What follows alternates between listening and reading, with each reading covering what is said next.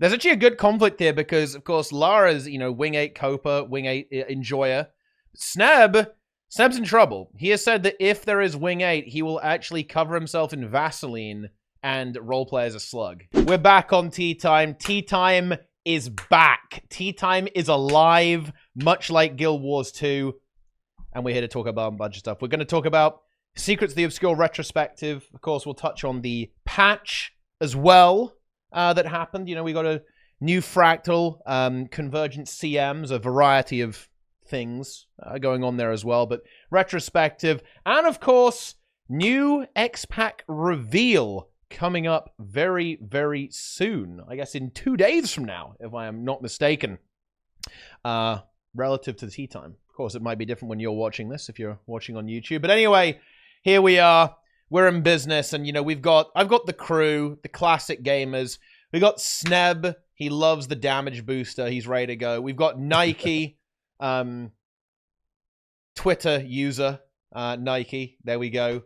And Lara, embodiment of sin, enjoyer, gamer. Still a little bit out. Blaster. A little bit out still. Wing 8 Copa as well. I got to throw that in there as well. There's actually a good conflict here because, of course, Lara's, Wing 8 Copa, Wing 8 Enjoyer. Sneb's in trouble. He has said that if there is Wing 8, he will actually cover himself in Vaseline and roleplay as a slug. He admits this. He admits he's done this. So that was a couple of years ago. There was a time limit on that, but I have doubled down and I have said that I will do the skincare slugging. Are you familiar with such a practice? I feel like you've told me about this before, but I don't think I could describe it. Well, first of all, do not Urban Dictionary that. Second of all, there's apparently the skincare thing where you just put Vaseline on your face. I don't know what that's about, but apparently that's slugging, and I'm gonna do that. Well, there you have it.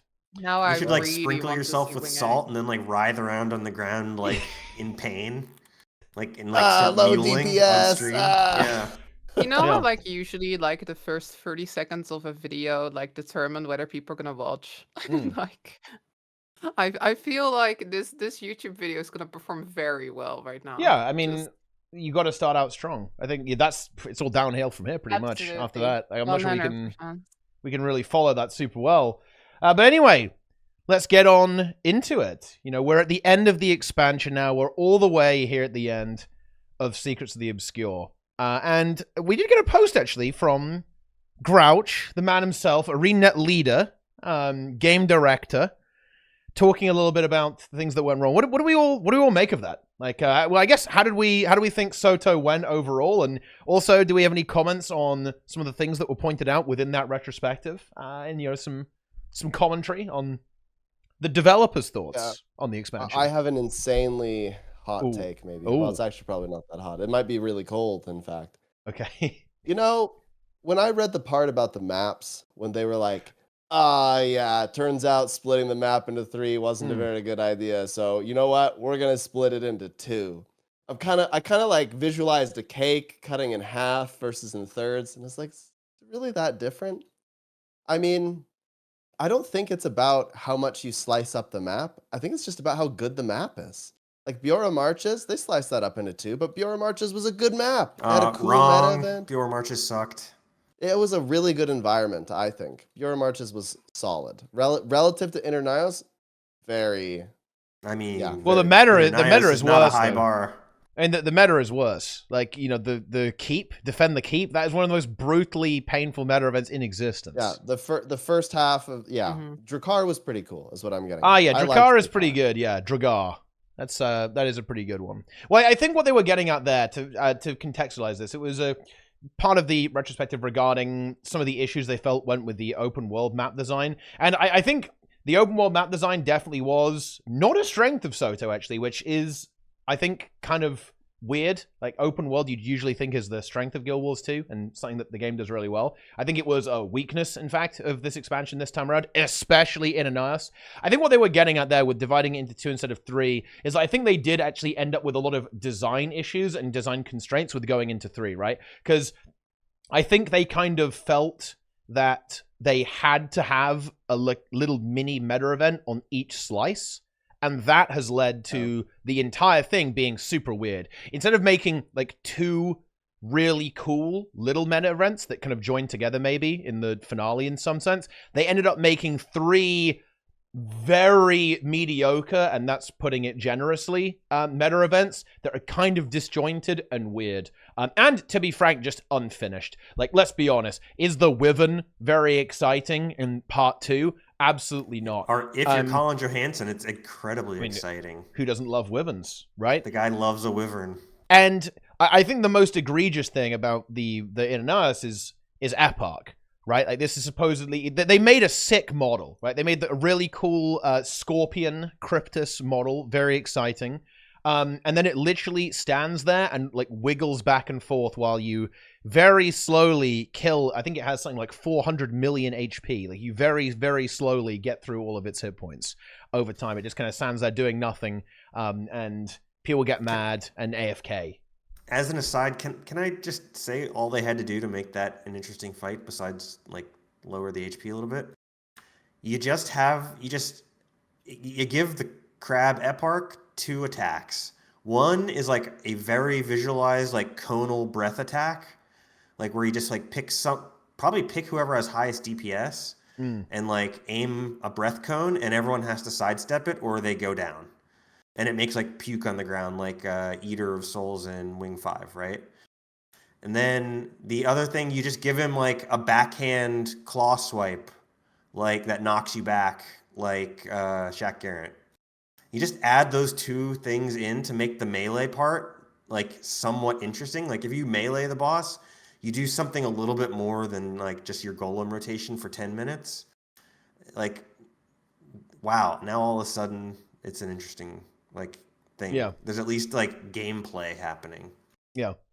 And I think they were also talking about how, they can spend more time kind of cooking those maps instead of kind of releasing them. Like, I think to kind of get into the weeds here a little bit, I really think that Soto, in terms of like the way the open world went, I think the expansion in general, I think it started pretty strong. And I think they really struggled to kind of deliver the Guild Wars 2 formula over the quarterly updates, actually. Like, if you look at how the story was, it started out pretty strong. The maps were pretty damn cool, I think, on launch. They were certainly lacking in combat interactivity, I think, but that's a little subjective. I'll give them a pass on that for now. But I think where it really did fall apart was the quarterly updates, right? Like, I think that the first update was a bit of a rude awakening. Like in each story update was basically like an hour of gameplay from the story player. And that's actually something that is interesting about Soto. I don't think there has been a Guild Wars 2 expansion where story players have actually been a little bit disappointed. Like, Soto might be the first one where that's actually ended up happening. I think it's very funny if you think about this. Like, the players that are happiest about Soto, it's either people who don't really play the game very much whatsoever, and so they just kind of like go through it and enjoy. And weirdly enough, people who like Sarah CM, those are the people who like it. I think there's a lot of people kind of in the middle who are feeling a little bit left out, right? Like the more engaged story players, I think were not satisfied by those, in particular by those quarterly updates, I think. With both the We're open back world in and post the Heart of story. Thorns. Like Yeah. right after. It's only raids that are coming out. Where's my Yes. story? And isn't that No, but yeah, foreboding? I think just- Lara confirms Wing 8. Thank you. Very nice. Totally. I think that I do actually I think there's parts of the meta that I like. You're totally right about the encounters though. The encounters aren't very exciting. But I like going into like the castle, right? Like sort of breaking into that, going through like all these rooms and stuff. Yeah. But I do think that there's like it's like Nios fatigue. I do think that that's a genuine point, right? Like you're going to Nios one patch and then again, it's like the same environment, it's like the same music, right? It doesn't feel very exciting. It's like, oh yeah, now we get to go to one more little space in Nios. I don't know, like I do kind of miss those season 4 days sometimes where like you went to a new map every time and I was like, where are we gonna go, right? So I do think that splitting into 2 will be a much better decision. I think for me though, like I think the main thing that's also like really like lots of story players feel is they try to sort of do 2 stories, right? They had sort of the Soto stuff with like the wizards, and then there was like the Soto stuff with the demons. And I think that's really just It's like they tried to cram like a whole other expansion story-wise into like 3 pretty tiny patches, right? Mm. I think that's really something people felt like. If it felt as if instead of like, hey, it's gonna be more solo with those characters you know, and we're gonna go back to those older maps a little bit. It felt like they very much went like, oh well, we're gonna do a whole brand new demon story now, which is like tangentially related. So that's actually something that I'm a bit more hopeful about. The thing I was the most excited about in this blog post is that they went like, the first patch is not gonna add a new map part, right? Like the first expansion 5 patch, there's not gonna be a new map accessible. I really like the idea of that because then, you know, the story can actually go back to those previous maps and it can actually like talk about like those previous characters. Like, you know, you're spending all this time establishing it, and instead of just immediately moving on to some other thing, you actually Well, get to like I have have a maybe different this little theory about bridge. that. If that makes sense. What's that? That there's not going to be a map for the first follow-up patch because that's when Mhm. the raid's going to drop, and the raid's going to have a story mode. So the story mode game, the Oh. story-only players will be able to play the raid and get their story fix from that. Yeah. So there That would be won't need good. to be a map. I That would be mean, good, actually. like, you know, we're kind of memeing about Wing Hey a bit, but we don't know exactly what they're going to be doing, right? They've kind of implied it. I'm not gonna lie. Like, I will say this: if it's not a new raid, this is one of the most cruel, brutal baits in history. Like, Yes. to be clear, why is everyone talking about Wing 8? We should contextualize for people who might not be aware.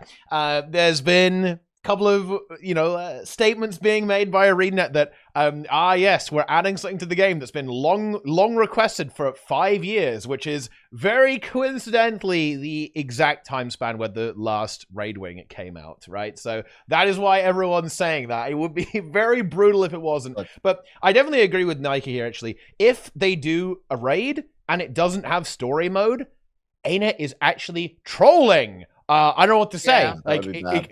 Are we serious It here? means they've learned nothing from the experience of the first 7 raid wings. Like, like they've come out and already said that, you know, like raids, you know, 5% of the population raids. Well, they've also already said that that's not enough to make raids sustainable. So maybe you have. So if you're going to make a new raid, presumably you are doing it in a way that makes it somewhat sustainable, which would imply to me that you're trying to get the play rate up over 5% somehow. Yeah. I think Sneb was going to leap weirdly in. enough, I think they've learned Yeah, I from was gonna leap. strikes, though. You know, like strikes. You know, for all the things that people don't like about strikes, they do sort of hit that accessibility a lot more. You know, I think the just normal normal mode's still modes. too hard for a lot of You people. think so? They need I to be think on Shiver certain Peaks ones. Pass level for a story mode. Yeah, think story has to be guaranteed win. Yeah. Absolutely. I don't Because, disagree. look, the number of people that I encounter that, like, I made a group for Wing One. I just said, anybody's welcome, just hop in. Somebody joins. It's always the Warriors. Why is it the Warriors, Nike? I don't know. It's Dragon Hunters, It's dude. always It's Warriors. Dragon Hunters. I'm just saying, it's No, DH it's always players, the bro. Warriors. Guy joins on Berserker. He does 2k DPS. I thought he was a healer. 2k DPS. It's too. I'm not kidding. And I was like, whatever. Like, I don't care. We're just everyone's welcome. We just went through. But then when I kind of figured out that he didn't, he joined the Discord channel right after I said, hey, if you don't know it, like, say something and I'll guide you through. But he didn't say anything. He missed that. So we get to Sabbatha, and we had just like carried him through the other stuff, and I just hadn't said anything. I was like, oh, like, are you pretty new? And he's like, this is my first raid ever. And I was like, oh boy. And he pings like a bunch of legendaries and stuff. And I was like, well, what build are you running? And he shows me this like concocted build that he made himself. And I was like, oh shoot. Right? Like this is not good. Gear combination. And yeah, exactly. And he told me, I was like, well, what gear do you have? And he said, oh, I have Berserkers. But what he meant is, like, you know how there's some there's some gear that's like called Berserker, but not the Berserker stats. That's what he had. So he had like full soldier's gear from the old boost. The old boost. Very nice. But he had just painted over it with the legendaries. So yeah. Anyway, yeah, this is I think most players engage with the game in a way where they're not super concerned about performance, and there's nothing wrong with that. but that means that it necessitates that you make story just show up, pass, Yeah. win. Oh yeah, no, I definitely think And it again, does. like- It does need to be that way. You know, I'd almost say it would be ideal if there was actually just like straight up a soloable mode where you could essentially go into like a scaled down instance and just kind of get through it. Because I think that strike mission difficulty, like, yeah, I don't think they actually have nailed it, to be honest. I look at the normal mode and I go, who is this for? And in fact, you know, oh man, we're already derailing. We're back. TeaTime is back. Yeah. Okay. The difficulty on Soto strikes, I actually think, is a huge problem. Like, because it completely misses out the mid-core. There is a reason why, if you actually look at who's enjoying Soto strikes, it's actually like the really sweaty players like them. That's the funny thing, in particular Saris, right? Because that's the right difficulty for those players. But for the mid-core players who want a challenge, they want to blast a little bit, they want to do a little bit of pumping, they're doing weekly raid clear, daily, you know, tier 4s, right, all this kind of stuff. Soto strikes are bad for that type of player because the normal mode is a slog that does nothing, and the challenge mode is pain, right? Like really painful. Like Ceres is not easy, and it's significant. It's way harder than anything else that your kind of mid-core player is going to be engaged with. If you compare Ceres CM to raids, it's like a joke, right? Like Ceres CM is way harder than that, and it's something that a lot of players are just not going to be interested in, and that's obviously fair. With that, and yeah, I don't think they have hit that correct. You know, with the legendary mode, even that really hasn't actually helped that much because it was just an HP nerf basically, and not a particularly big one, by the way. Like, if legendary mode Ceres is not really that much harder than regular CM Ceres, honestly. Like, it basically comes down to you're going to have to hit your buttons a little bit more to do the legendary mode, like after you do the regular challenge mode there as well. Yeah, I think they really need to get the difficulty settings right. If they're going to be releasing, you know, this raid wing or whatever it's going to be, if it's going to be strike missions, whatever, they need to nail these difficulty settings because I don't think they succeeded with Soto at all, to be honest. I think it did not work out super well. I think for some reason, it's like they're scared to give stuff little HP. This is like a pattern. Like, you know, like normal mode content, very often they do sort of like, I do think they often nail like the mechanics not being very punishing, right? You can just tank stuff and it's fine. But it just takes forever. And especially if you're like going in with a new group, right? Where people haven't practiced their DPS rotations like crazy. Like, you know, there's these horror stories, right? You're doing like Kaineng. Kaineng for the turtle takes like 40 minutes to get through. I'm not sure why it feels specifically in Soda as if this is a thing. Also with like the meta events and stuff, right? Like Epoch, they give everything so much health.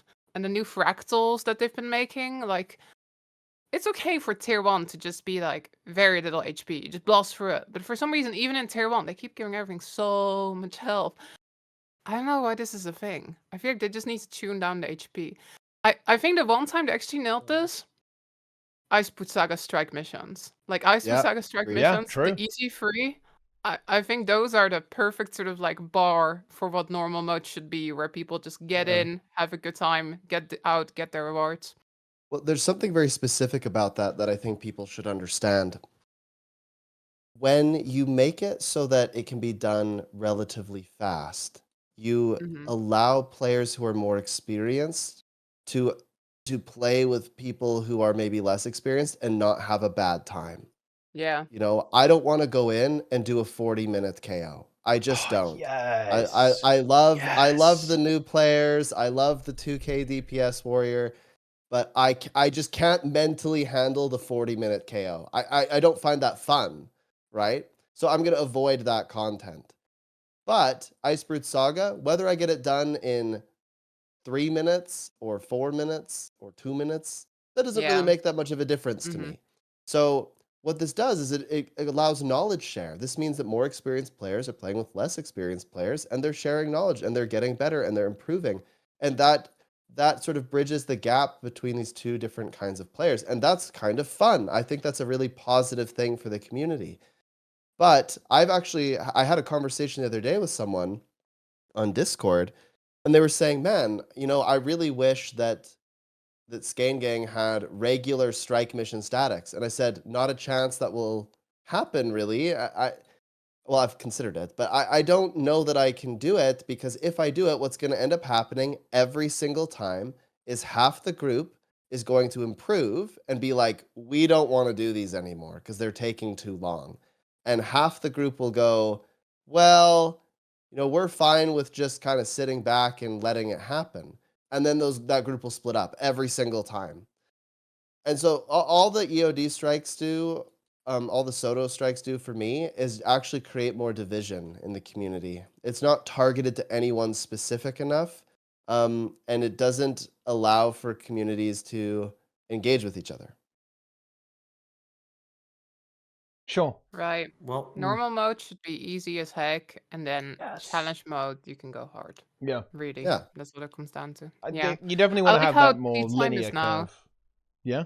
It's I like raid how time. this is a TeaTime episode. We are advocating for easier content. Yeah. That is a day that I wasn't entirely expecting, I'm couple just years I don't even saying. know if it's easier. Is easier the word? TeaTime has always been pro easy mode, except Inks. He doesn't go for that stuff. Inks is not in favor of easy mode.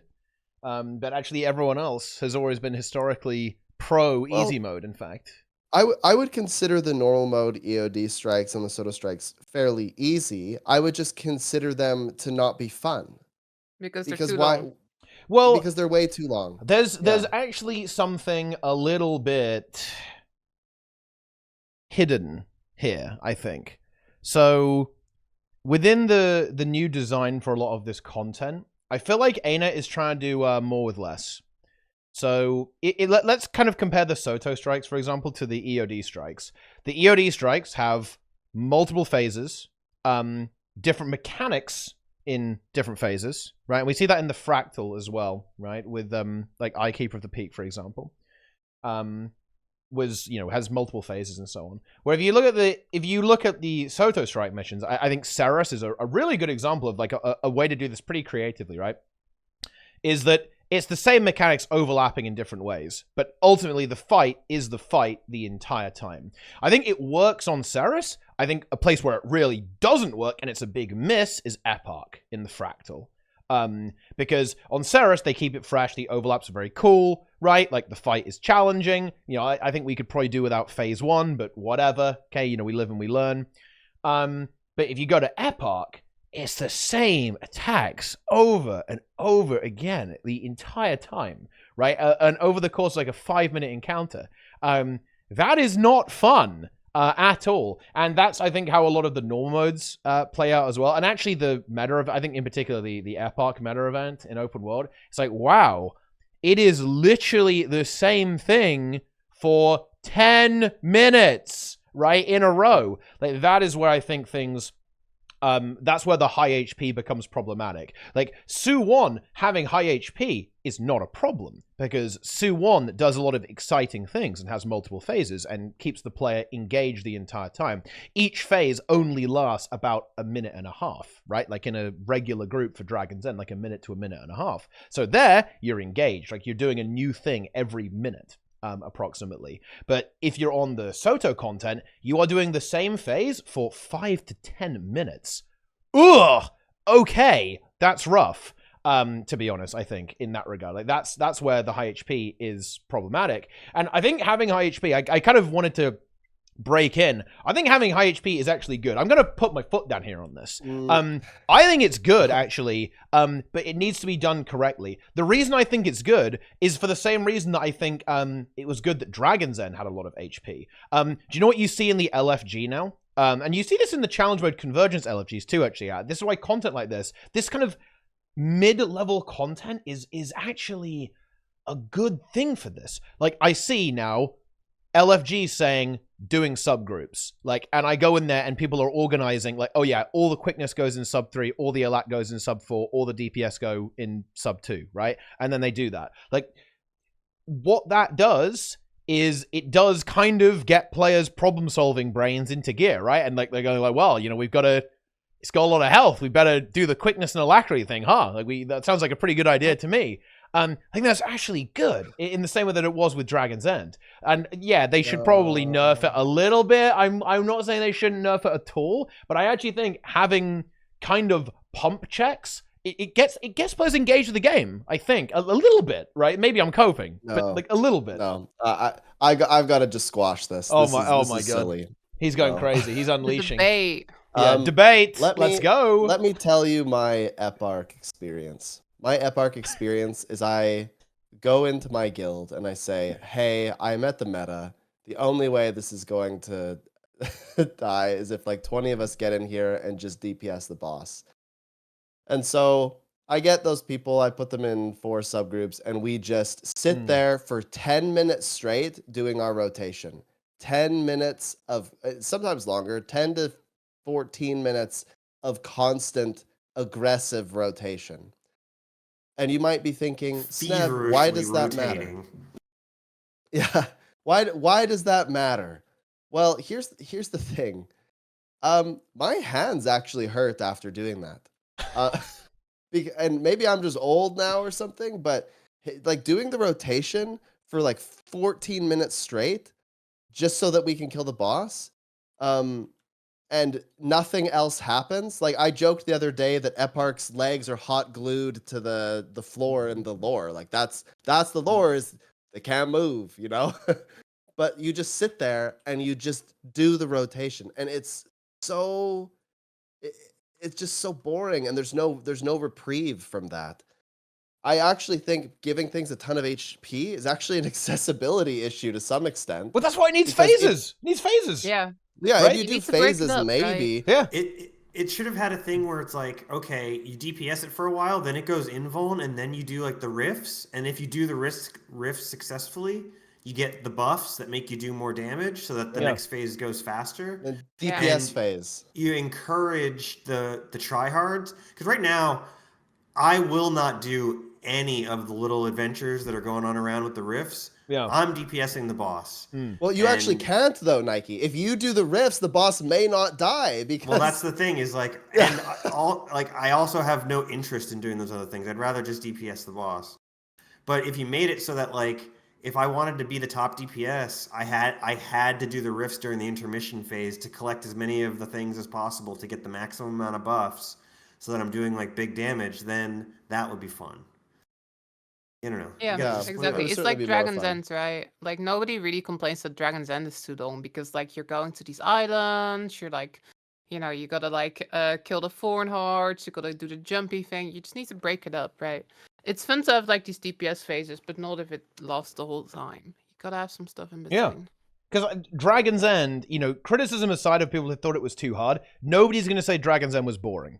Even though it's a long boss fight. It's one of the longest boss metas in the game, right? Like, I think in a normal group, it's going to be taking like 15 minutes to kill the boss, right? Which, by the way, that's an interesting thing. That's longer than Eparch, right? Eparch is a 15-minute encounter, right? But usually it takes, like, it might take like 10 minutes, like, to nuke the boss down, right? Dragon's End is longer, but I think nobody would go, wow, what an HP sponge, what a boring encounter, right? That Dragon's End is, that Suwon is, right? Like, that's the difference.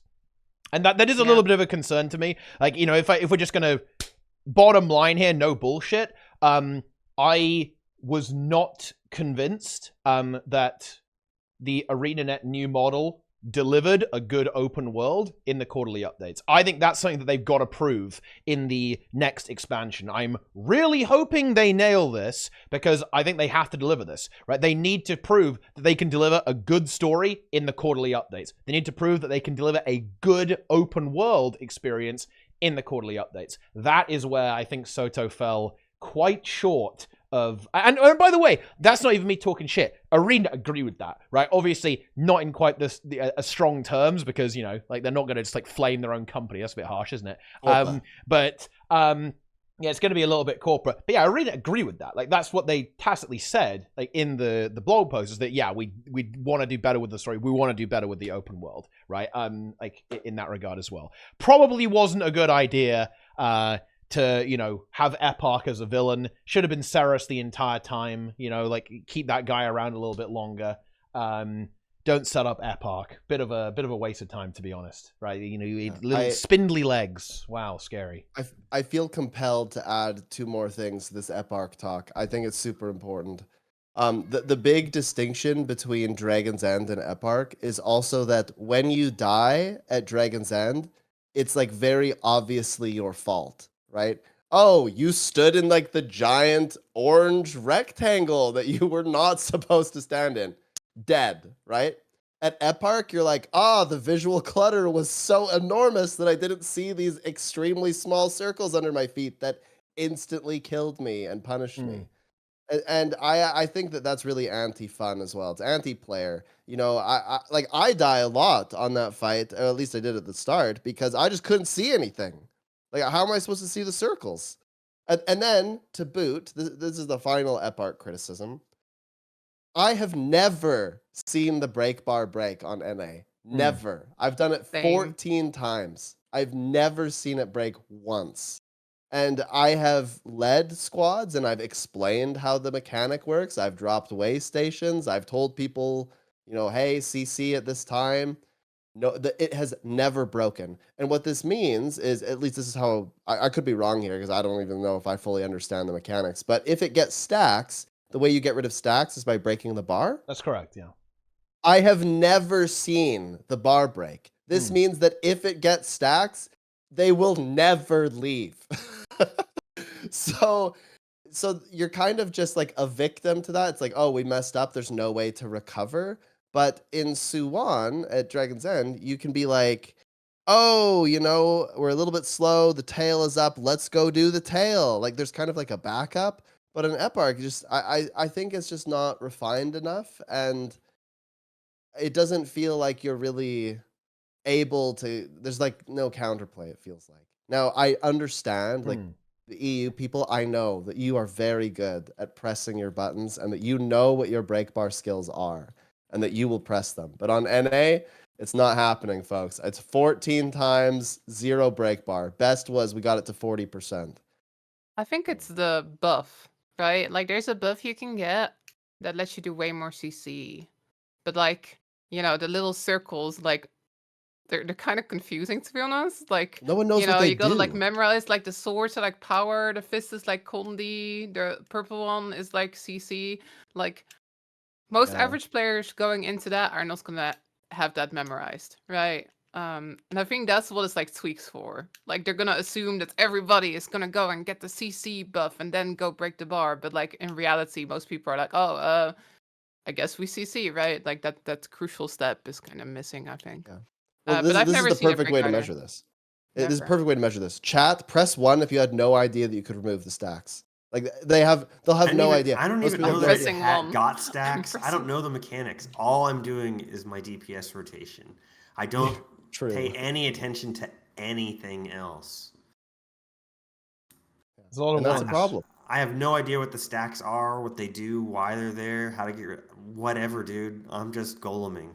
Yeah, I'm Yeah. pumping. And you have no choice though. If you're an engaged player, you have no choice but to DPS. I go into the map and I tag up and then I just go like I sidecar basically. There's like a tag of 50. I make another tag and I say, "Hey, yellow tag, we're not moving off of the boss. We are only doing DPS." And I just tell them, I'm like, "You guys are responsible for the rifts because if we don't DPS, this thing is not going to die." And we just camp the boss. And I don't really personally find that fun. I find that to be just benchmarking, but with extra steps. Wow. If I can re-rail us Yeah. for a minute back to the Time. blog post. Very nice. I thought the blog post did not meet my expectations for how there's a lot of things in the X-Pack. You know, there was the open world, there was the story, there was the strikes, there was the fractal, there was the rewards, there was the sky scale, there was, there was a lot of different things. And they only really talked about the open world map and the story. Like, I was very curious, how did they feel about the strikes? What did they think went well? What did they think didn't work well? What did they feel about the legendary armor? Do they feel that they implemented rifts the correct way? I was like, those are things that I thought were like very relevant to how you would review the expansion. And the fact that the blog post like really wasn't much of a post-mortem at all. It was more of a like, here's the 2 worst things we did, and we have a plan to do better next time, rather than just like going through every major thing in the X-Pack and saying, because like the problem is they didn't also take a victory lap on the things they did good. So it was like a post-mortem where they touch on the two things that went kind of poorly, but they didn't go, as far as the sky scale goes, we were really happy with the percentage of people that like got the sky scale unlocked for the first time and like enjoyed it. You know, we think that was a very like that feature went well. Or like, I don't know if they're happy about legendary armor. I have to assume they're not. Based on the unlock figures I saw in Guild Wars 2 efficiency, I have to imagine that legendary armor costs quite a bit of money to make, and what they got for engagement was not great. So, but I'm curious to know. Maybe I'm wrong. Maybe I'm way off base, and they thought like I was expecting maybe a more thorough breakdown of the hits and misses, and not just like the story, we're going to do better with the story, we're going to do better with the open world. Anyway, let's talk about the features in our next expansion. Like, I know why they did that. I know why they wanted to bring up the stuff in the next expansion, to give it like a positive, like, holy shit, things are on an upswing sort of vibe. But I don't know. I think it would have been nice to see a little bit more, thoroughness on the breakdown. Especially, and if they didn't want to do it in the blog post, I think Grouch gave an interview to MMO, like one of those websites afterwards, but he didn't go into like a single bit more depth than he went into in the blog post. He basically like had his talking points from the blog post and just repeated them like verbatim. And it would have been nicer if in that interview he like the guy had asked like, well, how did you feel about legendary armor? And then he actually answered it. You know, that would have been quite a bit better than what we got. So I was a bit let down. Like, I was more excited for that blog post than the patch itself. Like, I was like, oh, patch 3's coming out. But after that, we're going to get the post-mortem. Oh, I can't wait to read that. That was what I was hyped for. From, like, just like a business and game design perspective, like, that is more intriguing to me. But it did not live up to my expectations. I'm not really sure what I was expecting. I kind of felt like there would be more detail, but looking at it, I don't think realistically is the game director going to go and just be like, yeah, story was pretty crap, you know? Like, well, no, I'm not saying he has to like go into each topic with more detail, but like there were just things that weren't talked about. Yeah, like, there's stuff that was totally omitted, and I wonder if those things that were omitted were just too risky to talk about. Like, I mean, he could have said Sarah's CM exceeded our expectations. You know, like, you know what I mean? Like, there were things like. They were just entire topics. Yeah, that there's a lot missing. Not touched on.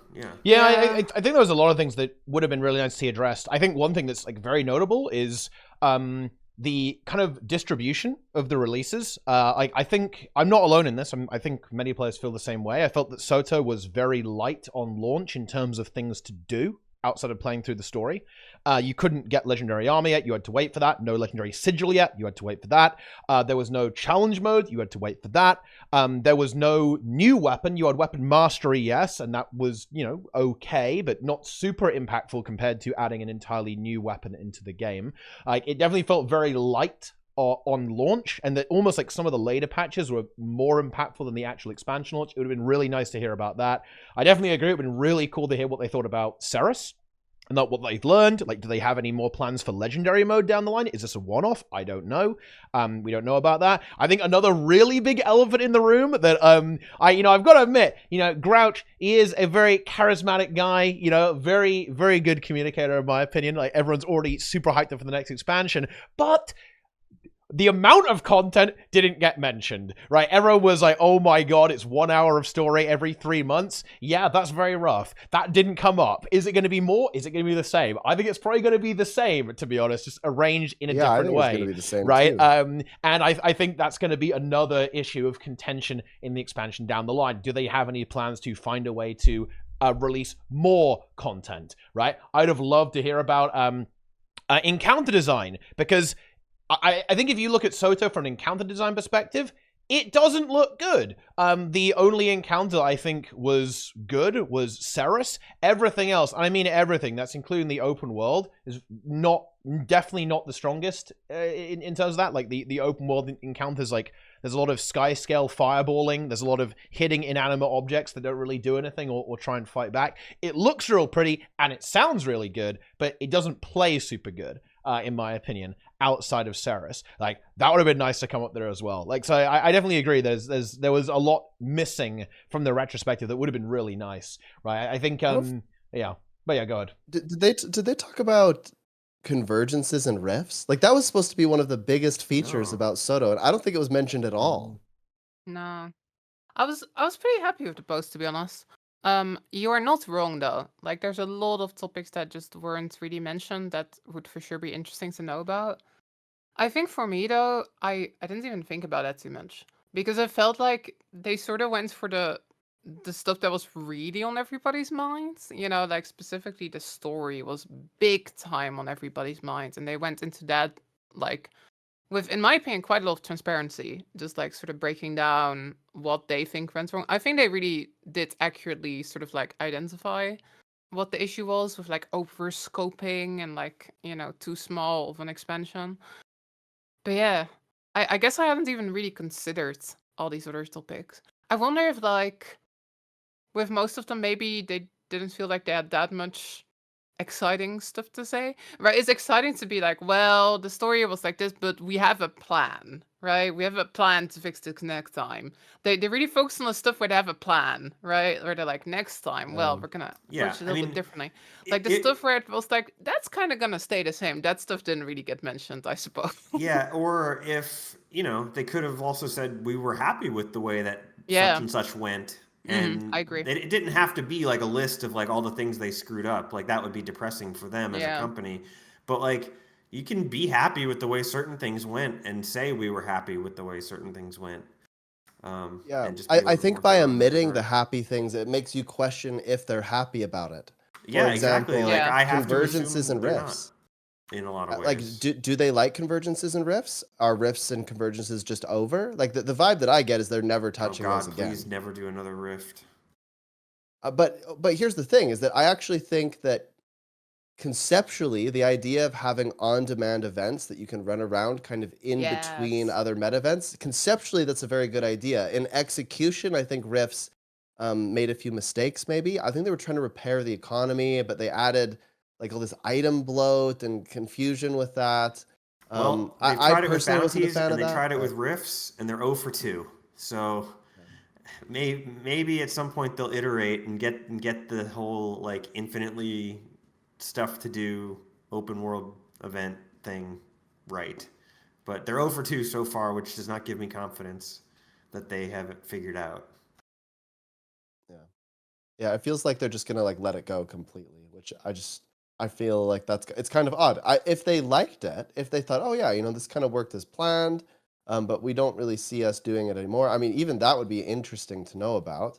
But convergences, I am personally very concerned about convergences because I think they're going to take the CMs and use that to inform future CM content and leaderboards and stuff. And I do not like that because I think convergences were a bit of, again, very conceptually good. I think conceptually having a meta event that you could just start at any time, get your friends in there, make it a little bit competitive with CMs, I think all of that conceptually is fantastic. I was very hyped. I took a day off work to go play Convergence CMs because I was invested in what they could be with the leaderboard. But execution, again, a little bit off, just not quite there. I felt like in Soto in general, they were very close a lot of the time, but they just missed one thing that kind of derailed. Well, I'll say this for Soto. There exists a certain demographic of player for who Soto was like the perfect expansion. If you were the sort of player who doesn't play, you know, a lot, maybe like 1 hour a day or less, so you don't get fatigue and you don't care necessarily about like repeatability, Soto was probably the right amount of content. And simultaneously, if you didn't have the sky scale before the expansion, that's a huge plus for Soto. That made, like, if you didn't have a sky scale, Soto giving you the sky scale was like, oh my god, that's great. And if you didn't have legendary armor, but you really wanted it, and you didn't want to get, and like you didn't want to get it through raids or World v World, Soto was awesome. So if you fit that Venn diagram of like not a lot of playtime, didn't have a sky scale, and really want legendary armor, if you're in the middle of that overlap and you fulfill all of those, then Soto was like the most amazing expansion possible for you. Like, I'm not in that group. I don't know anyone who is, because I'm just not going to encounter a person like that. But I do imagine there are people like that. And those people would be the ones I would say that would probably be like incredibly enthusiastic about Soto. I think you're missing one group, which is like the Ceres grinders. The Ceres That's where I'm at. enjoyers. Like, I have been so engaged just purely by that one boss fight. Like, I've gotten like just tons and tons of playtime out of that. So like, I don't know. I like the weapons a lot too in Soto. They didn't nail all of them, but I don't know. I think there's some interesting stuff in there. I've been greatly enjoying my healed Mesmer and my healed Berserker. I don't know. I do think that there's, Yeah, redeeming I think that qualities to stuff the is good. Like, I would just say that should have been on launch. Right? You should have been Right, able to yeah. play, you're right. Like, I mean, seriously, think about this. Like, chat, okay? I know that people are, I don't want this to be a Doom tea time at all, actually. I want the chat to actually engage with this, because criticism is important. Think how different Soto feels if the new weapons were on launch, right? Yeah. Instead of 6 months later. Think how different Soto feels if you could get the legendary Relic on launch, yeah? Like, that's True. so different, right? Like, all of a sudden... at least the legendary armor precursor at launch. Or something. Yeah. Like, Just like something tangible. Because like with launch Soto, you could just collect a bunch of Rift Essence, and then it just sat in your bank. And you're like, next patch I'll be able to make something with these Rift Essences. That's so not satisfying. Whereas if like the light at the end of the tunnel was you get like your ascended like precursor, then at least you have like a big carrot at the end of the stick for the launch. And it's actually funny. Okay, dude, oh my god. Sneb got roasted for this take so hard, but he was so fucking right.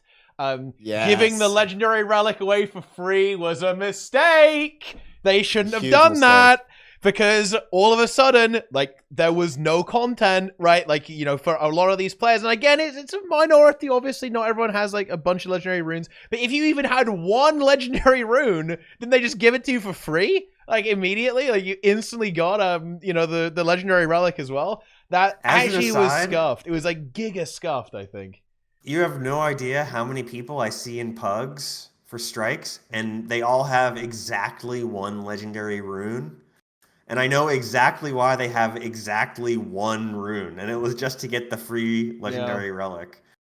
And it's probably like 30% of the end game population has like one legendary rune.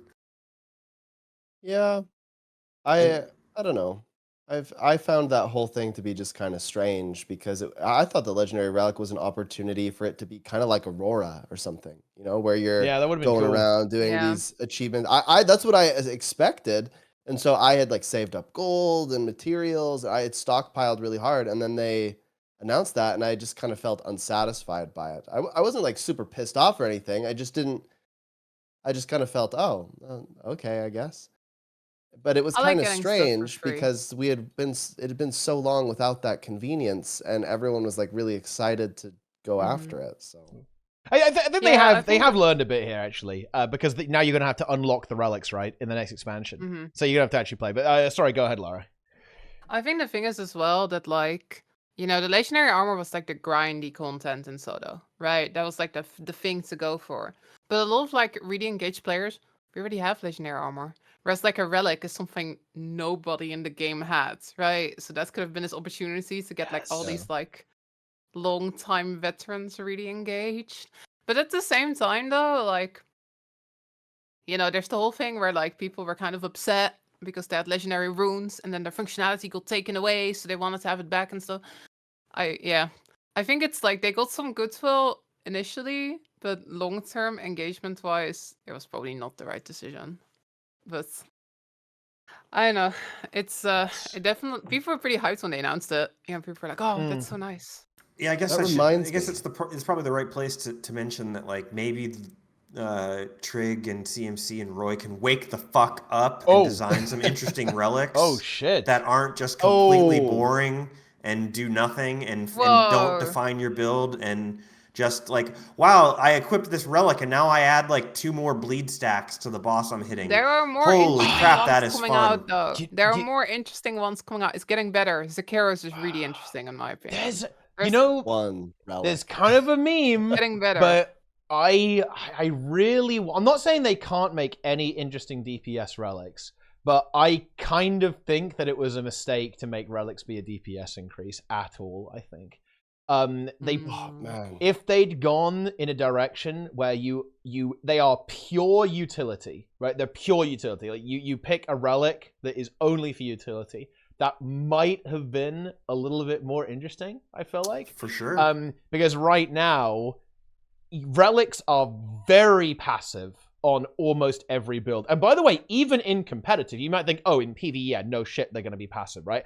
Actually, no. It turns out Fireworks Relic is really good in PvP as well. And so on, right? All that kind of stuff. It turns out, yeah, that's pretty good, as it turns out. So I think that's a bit of an issue with that. I think it's quite difficult to make a relic that is interesting from a DPS perspective. Funnily enough, I actually think that there are some ways they could make damaging relics interesting. Like if they had a relic hotkey, so you could activate your relic anytime you wanted, or if there was just better UI. I actually do think that relics are held back so hard by the game's UI because you can't track the internal cooldown. Like you can't see when it's going off properly, right? You can't know when it triggers, not really anyway, right? Like all that kind of stuff. It really gets hamstrung a little bit by how inflexible the Guild Wars 2 UI is, right?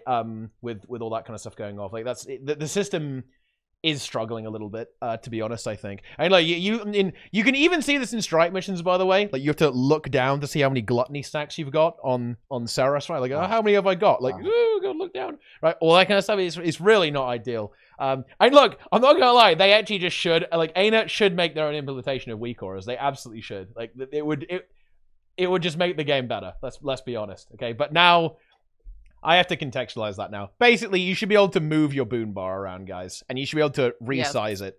That's what I mean. I'm not saying we turn the game into WoW. Maybe I am, though. Maybe we turn the game into World of Warcraft, guys. But we should be able to move your fucking UI, okay? Like that's what we need to be able to do. Move the UI. You know, it's kind of funny because like 6 to 8 months ago, I had all these takes and I got destroyed for them constantly. Yeah. Like I said that the relics were a mistake, and I stand by that. I still think that relics were an attempt to create vertical progression for veteran players, and all that relics have done is add a bunch of clutter and complexity to the game that was unnecessary. We added complexity instead of taking it away, and I don't get it. I don't think relics are that fun. I'm willing to have my mind change, absolutely. But currently, all my experience has been with relics is, they gave me everything that I wanted, I guess, and now I just have to equip another thing. Like it hasn't added any value to my experience whatsoever. It hasn't changed the way I play. Nothing. All it's done is add another thing for me to click and change. That's it. I like relics, but I do see what you mean. I think the thing is, like, it's hard to like warrant using any interesting relics when you're just having a DPS tools, right? When there's one that's like clearly really good for DPS, like Fireworks, it's really hard to like warrant picking a different one. Yeah, they should I all think be where the relic utility. system shines is in like situations where they happen to be useful. Like, for example, in like Harvest Temple, like the Astral Ward relic is really good for like stun breaking people. There's people like doing Embodiment of Sin, like attempting to do like Securus relic to get the lifesteal. I think that stuff is interesting, right? Where you've got very specific situations where like specific relics happen to be quite good, and you're like messing around with them and experimenting. But I don't disagree that in most of the content, you're just gonna pick the highest DPS relic, and then it doesn't add that Yeah. much. But I do think that there is potential, and I think there's some situations where that potential actually does shine a bit. But it's Yeah. mostly in like HCCM, Ceres. There's not some that like many cool visual effects and stuff. So I think relics Mhm. have some potential to be kind of interesting and unique. I'm just kind of confused about what the purpose of them was. And we talked this another team time, so I guess we don't really need to go into it. But I'm still confused about why they put relics in. And I haven't really seen like I don't know, I just haven't really seen that come to fruition yet. Maybe it's a long-term play.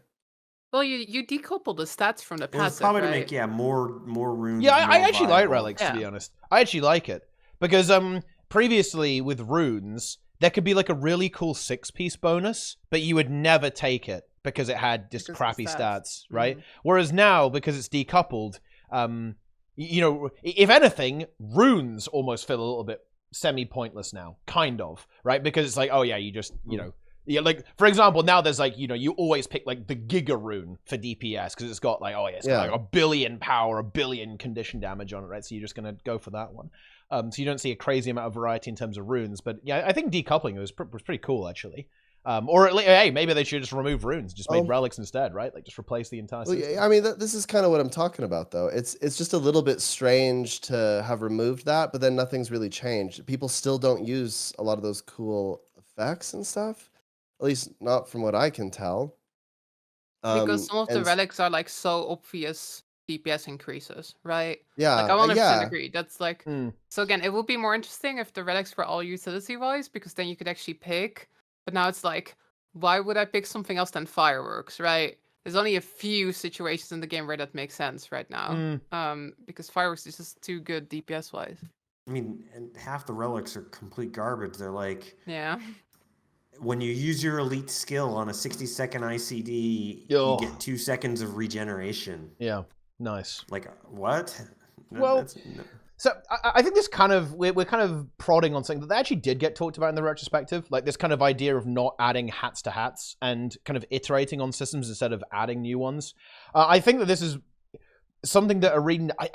Oh man, this is risky. It'd be very risky to do stuff like this, but I think ArenaNet needs to be willing to take systems away as well and actually say, yeah, it's gone. Because why did they not just replace runes with relics? I think it's because they were probably a little bit worried to remove a system. And also, it might have been quite hard to do that, right? Like removing an entire system. Because, like, for example, I think a system that actually has gotta go, it's gotta go, is the infusion system. It is scuffed. It is not good at all, especially related to Agony Resistance. Why does every piece of gear have 2 upgrade slots, like a rune or a sigil and an infusion, and then rings can also be attuned and infused as well? Why? Why is it so unbelievably, needlessly complex?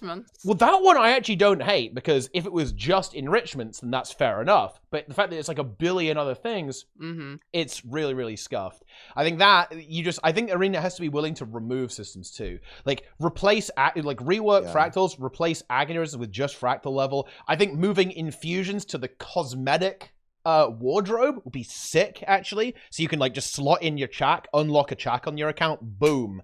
You can use Chak on any of your characters. I think that'd be really, really cool as like a cosmetic thing, as opposed to having an item that you have to slot into a piece of gear that has an infusion slot. That also exposes people to, you know, like that exposes players to that system, like that reward structure, I think, which is good. And also, don't worry, guys, they could just put the stats back into gear or something, so you don't lose your 90 power, okay, your 90 condi damage, all right? Like you can still have it. There's a way to preserve it. I'm to be clear with my take on all of this. The reason I don't like the relic system that much is because I just think it makes it more complicated for new players. I already think people really struggle with equipment. I think you have people running around, like I said, I talked about the 2K warrior. And by the way, that's not because I'm trying to shame them or anything. I was that same person for a long time, right? So I look at this and I have a lot of empathy for it, and I go, crap, like we're failing these people because they can't understand how these systems work. The systems are too convoluted. And if you just make the systems more convoluted, it doesn't help anything. Adding a relic and decoupling the stat from the rune hasn't made it easier for people to understand and learn. It's just made it more complicated. People still will have mismatched runes or mix of runes because they don't understand like that you get the stats based on having the same rune in each slot. If it were up to me, I would just make it so that you have a rune and it's outside of your gear, and then I would have the relic outside of the gear too, and then same with infusions. I'd make it so that they're like separate slots. An agony resistance would be like an account wide upgrade, but like otherwise, this is just so much for people to try to figure out, and adding more and more layers to it is not doing anybody any favors. Here's a hot take. I don't want ArenaNet to mess around with any more systems in any way in the future. Obviously, they are very bandwidth constrained by the amount of content they can put out. I would rather they focus all their energy on content and making the content that they do put out better than to like revamp a system pointlessly or side grade some system or even make some existing system slightly better. I don't think that that's a big enough net gain for the game when you consider how much content could have come out from that same energy, same investment of time and dev resources. More content, please. Yeah. I think that it always does come down to content, actually. At the end of the day, content is king when it comes to MMOs. And yeah, I mean, we kind of already talked about this previously, but I think it's going to be... The next expansion is going to be Soto, but more polished. That's my opinion, I think. And I think we're going to see... Honestly, that's pretty good. I think we're going to see a much more refined experience when it comes to how that content is delivered and what that content looks like. I think it will probably be a similar volume, which I think is... I mean, it's going to be a concern, but, you know, if I actually think back... Guys, let's go ahead and think back here. Even in Living World, like, it was only like story content. Like, especially, I think people think of like season 4 was like, yes, that was when the big content drops happened. Bear in mind, guys, in season 4, it was just story. Like, every other game mode was literally left to rot and fester and wither away. I guess raids were still going, but everything else was just like, just dying on the curb, just rotting. So that is something that ArenaNet are doing. They're trying to maintain the core systems of the game a lot better, which, by the way, is a big strength of Soto. And ArenaNet know that because it's very funny. Like, I feel like Grouch always tries to mention, like, look at all these quality of life things we did, right? Like, look, we're still maintaining the game. Guild Wars 3 announcement, really a bit of a troll move there by NCSoft shareholders. A little bit of a meme in that situation. But yeah, like, they definitely did do that a lot. I would love to see more content. I don't think we're going to be seeing a lot more. Like, they'll probably be able to do a bit more, right, with like some more streamlined development procedures and all that kind of stuff. They even made reference to that, I think, in a recent MMORPG.com article, how they're still learning to use their internal development tools. Very nice, very nice. Good stuff. And they've improved their organization in that regard. So we should see a little bit more throughput. But yeah, it would. That's still going to be something that I think is probably going to bother people a little bit in the next expansion. Is that it's probably not going to be that much more content, to be honest. That kind of depends also on whether or not they make another hub. And it sounds like they're not going to make another hub. I know I've said this many times before, but the Wizard's Tower, like, was a huge freaking instance with tons of voice-acted NPCs and written dialogue and little Easter eggs. That was a considerable amount of the expansion's resources went into the Wizard's Tower, and we do not need to invest that level of resources into every annual X-Pack to create a new hub for that X-Pack. I'd be perfectly happy with having the Wizard's Tower be the hub for the next X-Pack as well. Perfectly fine to perfectly fine to reuse that resource, because that gives you essentially an entire map worth of resources that they can use, either to make the maps better or to like, create something like a raid. Like I would imagine that a raid is probably like a little bit more complicated than making another Wizard's Tower, but not so much more. It's not like out of the same realm. So there's options. What was the hub for Path of Fire? They didn't really have one. No. They started to yeah, I mean, it was like Still a the deluxe aerodrome, right? edition. Kind of. Yeah. I feel like that wasn't really that much POF related. That was like the what's it called, the Lily of the River Elon yeah. Deluxe Pass. If you had the deluxe And edition. if they're keeping the wizards around, I think it will be a really interesting opportunity just to make the Wizards Tower into a core feature. Yeah. And actually just have, the Wizards Tower is now like the hub for Guild Wars 2 going forwards, right? Because I think it is kind of cool to have a place like that. This is pretty common in other MMOs, right? I think every MMO has, yes, this is where everyone AFKs, right? While they're waiting for their next thing to do. Very common, I think. And making a new one every expansion is weird. You know, one of the most brutal streaming experiences ever was when did you guys remember that? When ArenaNet previewed the Arborstone? I like that stream. The gameplay. Oh yeah, you liked the gameplay preview. Yeah, the gameplay. Like It was so horrible. Okay, I like hubs. Okay, I think hubs are cool. I think new hubs are exciting. But I do agree, we don't need one every single year. I do agree with that. But Arborstone, I was excited about that shit. I was like, first time in years. What about that stream was exciting? When Ruby's like, Arborstone is exciting. Oh, check out this arch. Oh, there's an arch here. Yeah. Oh, and I like the arches. there's a wall here. You know what Lara liked the Jade Sea preview where they were like, look at the texturing on this rock. That actually happened. That was a cool stream. Yeah, guys, look at this it rock was interesting for like in like a performance art kind of way. Like we were like, oh, look at that. You have to understand, I am an End of Dragons enjoyer. Okay. Yeah, End of like Dragons I will is one of my defend favorite that Xbox. expansion of my life. I love End of Dragons. And EOD was hype. EOD was hype. Hell yeah. Arborstone still my favorite hub. Okay. Oh god. Okay, I can't handle Arborstone because every time I go in there, someone goes, "This isn't a den of iniquity." Yeah. I can't handle that voice line. It makes me sick to my stomach. I just want to buy my 5 things and then leave for the week again. Like, don't make me listen to that voice line. I think you can still have a hub, but it not have to be its own instance, right? Like you can just make it so that, like Amnoon Oasis, right? You can just be like, oh yeah, like there's this part of the map where you can go and maybe there's like crafting station stuff. I don't feel like you have to. Yeah, they could do that. Dedicate a whole instance to it, but I kind of like hubs. I just don't want so many of them, right? I think it's fun to have places for players to hang out, but at some point we're spreading the player base out maybe a little bit too far. I like hubs. I like Arborstone. But I agree we don't need one every expansion. You're right. Yeah. And there'll be some good value there. Though.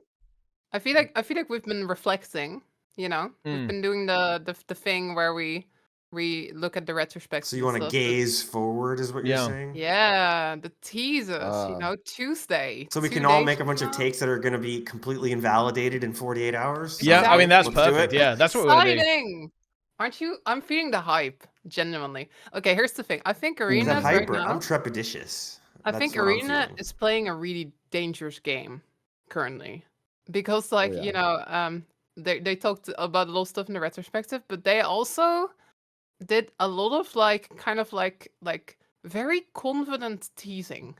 You know, they went like, you know what, Soto features, we weren't that ambitious. I actually thought the features were one of the things that I was pretty happy with, but they were like, we're going to be more ambitious with features next time. They're like, there's going to be, in this patch, it's going to be this feature people have been waiting for like, over 5 years. Like, I don't know, they are, and then, you know, they have, like, the tease with the spear. Like, they are hyping people up. And I feel like that's actually kind of uncharacteristic. I feel like usually... Like with Soto, they just kind of revealed the whole thing, right? They didn't really go and like try to hype people beforehand. They just kind of went like, yo, here's the blog post, this is what's coming. They seem really confident. And again, I think hype is like it's like this dangerous tool, right? It can work really well, but it can also backfire big time if you don't deliver. But they seem really confident, you know? They're hyping everybody up. They're getting this hype train going. Actually, I feel like the whole vibe in the community has sort of turned around. Like everybody was kind of doomer like a week ago, but right now people are honestly, I feel pretty optimistic about all these teasers and stuff. Again, though, on Tuesday we'll have to see if they can actually deliver on these things, right? Like, because if on Tuesday it turns out that none of these things are actually as hype as we're all imagining, then it will just backfire dramatically. But I don't know. I'm kind of in. I'm kind of in on this hype train. I feel like they wouldn't be this confident if they didn't have the goods to back it up. So I'm feeling that hype right now. Cannot wait till Tuesday. Hard agree. They must be pretty confident in what they're delivering if they're going to make these big. Like, look, I said, long have we waited 5 years. Hashtag Guild Wars 2. I am a Wing 8 believer. And Grouch liked that tweet. If Grouch, that's confirmed. There it is. Really? If Wing 8 doesn't come out now, Grouch has destroyed me, right? It's been 5 years since the last Jackal mount race. Just saying. It's time. Imagine they just put a Jackal mount race. They're like, oh, we're so excited to announce our Jackal. We know you guys love racing mounts, so we're going to add a new race for each mount. It's been 5 years since the last skimmer race. Nice. Enjoy. There's no way they're doing that. Yeah. Oh, come It's on. Wing 8. They It's should do 100% it Wing just 8. to break people's hearts, just to like watch people crumble to dust. It's been 5 years since they added templates. Fashion templates. It's been 5 years Screw since the fashion last- templates. How about we actually fix that system? Why can't I change a sigil on my weapon without having to, or change a weapon, Yeah. right? Without having to actually reset the sigils every time. Like, why are we? Yeah, honestly, that would be better than Wing 8. I prefer that to Wing 8 actually. If they actually fix that actual curse system. The one thing I would templates. prefer to Wing 8 would be a boon bar revamp. That's the only thing I want more. Yeah. Just being able to tweak the boon bar. Will be nice. But look, just download Guild Wars 2 Clarity. Don't do that. That's illegal. But, it would be very interesting if they did actually just kind of give a bit of a green light on stuff like that. Because I'm not going to lie, it is harmless, to be perfectly honest with you. But I think I'm not sure if they really like it that much. But, yeah. Look, it's Wing 8 on a beach. Because every raider in the game is about to don their bikini and become the ultimate swimmer. Nice. I mean, look, you know what? I can't believe they've done this. Do you know what I'm gonna have to deal with now, Sneb? Because it's worse. What? It's worse in raid groups. You know what PvP is gonna look like now? It's gonna be literally PvP is just gonna be like 5 Everyone's gonna be human half-naked. females Yeah. running around in bikinis, 5v5 PvP. Like that is the situation. Bikinis with a Okay. scarf. Yeah. Oh my god. Yeah, and it's gonna be That's with the look. That's the And official butterfly look wings of and rabbit Scarecrow's Yeah. guild. It actually is. 5 bikinis and a scarf. Like Yep. every Lock fucking it in. fractal speedrun, every single raid speedrun, every single monthly AT. It's actually, in PvP, they're a bit different. Do you know what it's gonna be in PvP? It's gonna be like fucking 5 male Norns. I'm not joking. They love that stuff. Okay, because you've seen they added the bulge too. They don't know what they're doing there. Okay, it's gonna get crazy. It's gonna Jackson activated. yeah. Jackson's gonna make a new tweet that's like, I actually have decided that I love Guild Wars 2 and that I will play it daily. Yeah. Oh man, it's unbelievable. You're gonna go into raids. It's gonna be pure bikinis the entire time now. It's actually unhinged. I can't believe they've done this. They've had these skins on ice for like they're ready. They're 7 unleashing. years. It's like they must have been waiting for like NCSoft stock to like hit like a certain low number before then they were like, unleash. okay, it's time. Yeah. I mean, It's they need to time. fund Guild Wars 3, right? That's what they need the money for. Yeah, pretty much. But to actually re-rail a little bit here, I do think, and I'm gonna simp here. I'm gonna admit this. Grouch is very good at his job, in my opinion. I think he's very good at communicating with people, and has definitely got people feeling pretty good, and that he comes across very confidently. I think I would love to see an announcement stream, like with the devs, right? That would be super cool. I think to see that, because I think Grouch is really good, in those situations. He's really good at writing the posts and communicating with people. That would be like the next level. You know, I think it will probably be, if I'm being honest, I think I'm kind of expecting a blog post, right? And then a video, like, you know, like kind of the Soto trailer, which, by the way, was really good, actually. You know, it was very, very spooky. The Ceres teaser, I think, was very exciting in the Soto trailer. I guess we didn't even talk about how the story had a massive tonal shift and just that was scuff, but I don't know, maybe we'll get into that later. But that's another thing entirely. But yeah, no, I mean, I do think they're confident. I think they have a good reason to be confident. I think Soto certainly did well financially, right? Like they basically made the same amount as EOD in half the time, right? Which is pretty good in terms of the development cycle. So things are looking good. And I also do think they have a pretty appealing set of features, right? Like if they are doing a raid wing, that's going to get a lot of the raid type players super excited. They're doing spears, almost certainly dropping on launch. There's no way they would do a teaser now for a feature that's not coming on launch, right? That would be insane. And that would be lunatic mode. So almost certainly we're going to have a combat feature on launch. Very exciting. I think also another piece of evidence that points to spears on launch was this balance patch was just like a nothing patch. But that's another issue. That shouldn't have happened, by the way. That shouldn't have happened, but the fact that it did. Checking a box. That was like, oh, we put this balance patch on the roadmap, but we have to do something and call it a balance patch, or else we violate the roadmap. And I don't know in terms of like the additional feature. I mean, I don't know. I think it's almost certainly going to be player housing. I think everyone thinks it's going to be player housing. They haven't really implied that it's player housing to us. They just said, oh, there's a new thing that you can do. Interior, that could be anything, realistically. But to me, the really glaringly obvious one is some form of player housing. Kind of like, they also talked that it's reworking an old system. They could be talking about the home instance there. They could be talking about guild halls there. I don't fucking know. In that regard, that seems likely to me. And if they do that, if they do raid, spears on launch, and player housing, then I kind of agree with ArenaNet. That's going to be a bit of a knockout success, right? With a lot of the demographics in the player base, right? Like boom, like that's what I'm talking. That would be a pretty heavy hitter, a heavy hitting list of features if they're able to deliver that on launch, more or less, right? With, well, I mean, I don't think they do the raid on launch if there is a raid, but whatever, yeah. I think I've been pretty critical of Soto, but the reason I'm so critical of it is because I actually think it was quite close.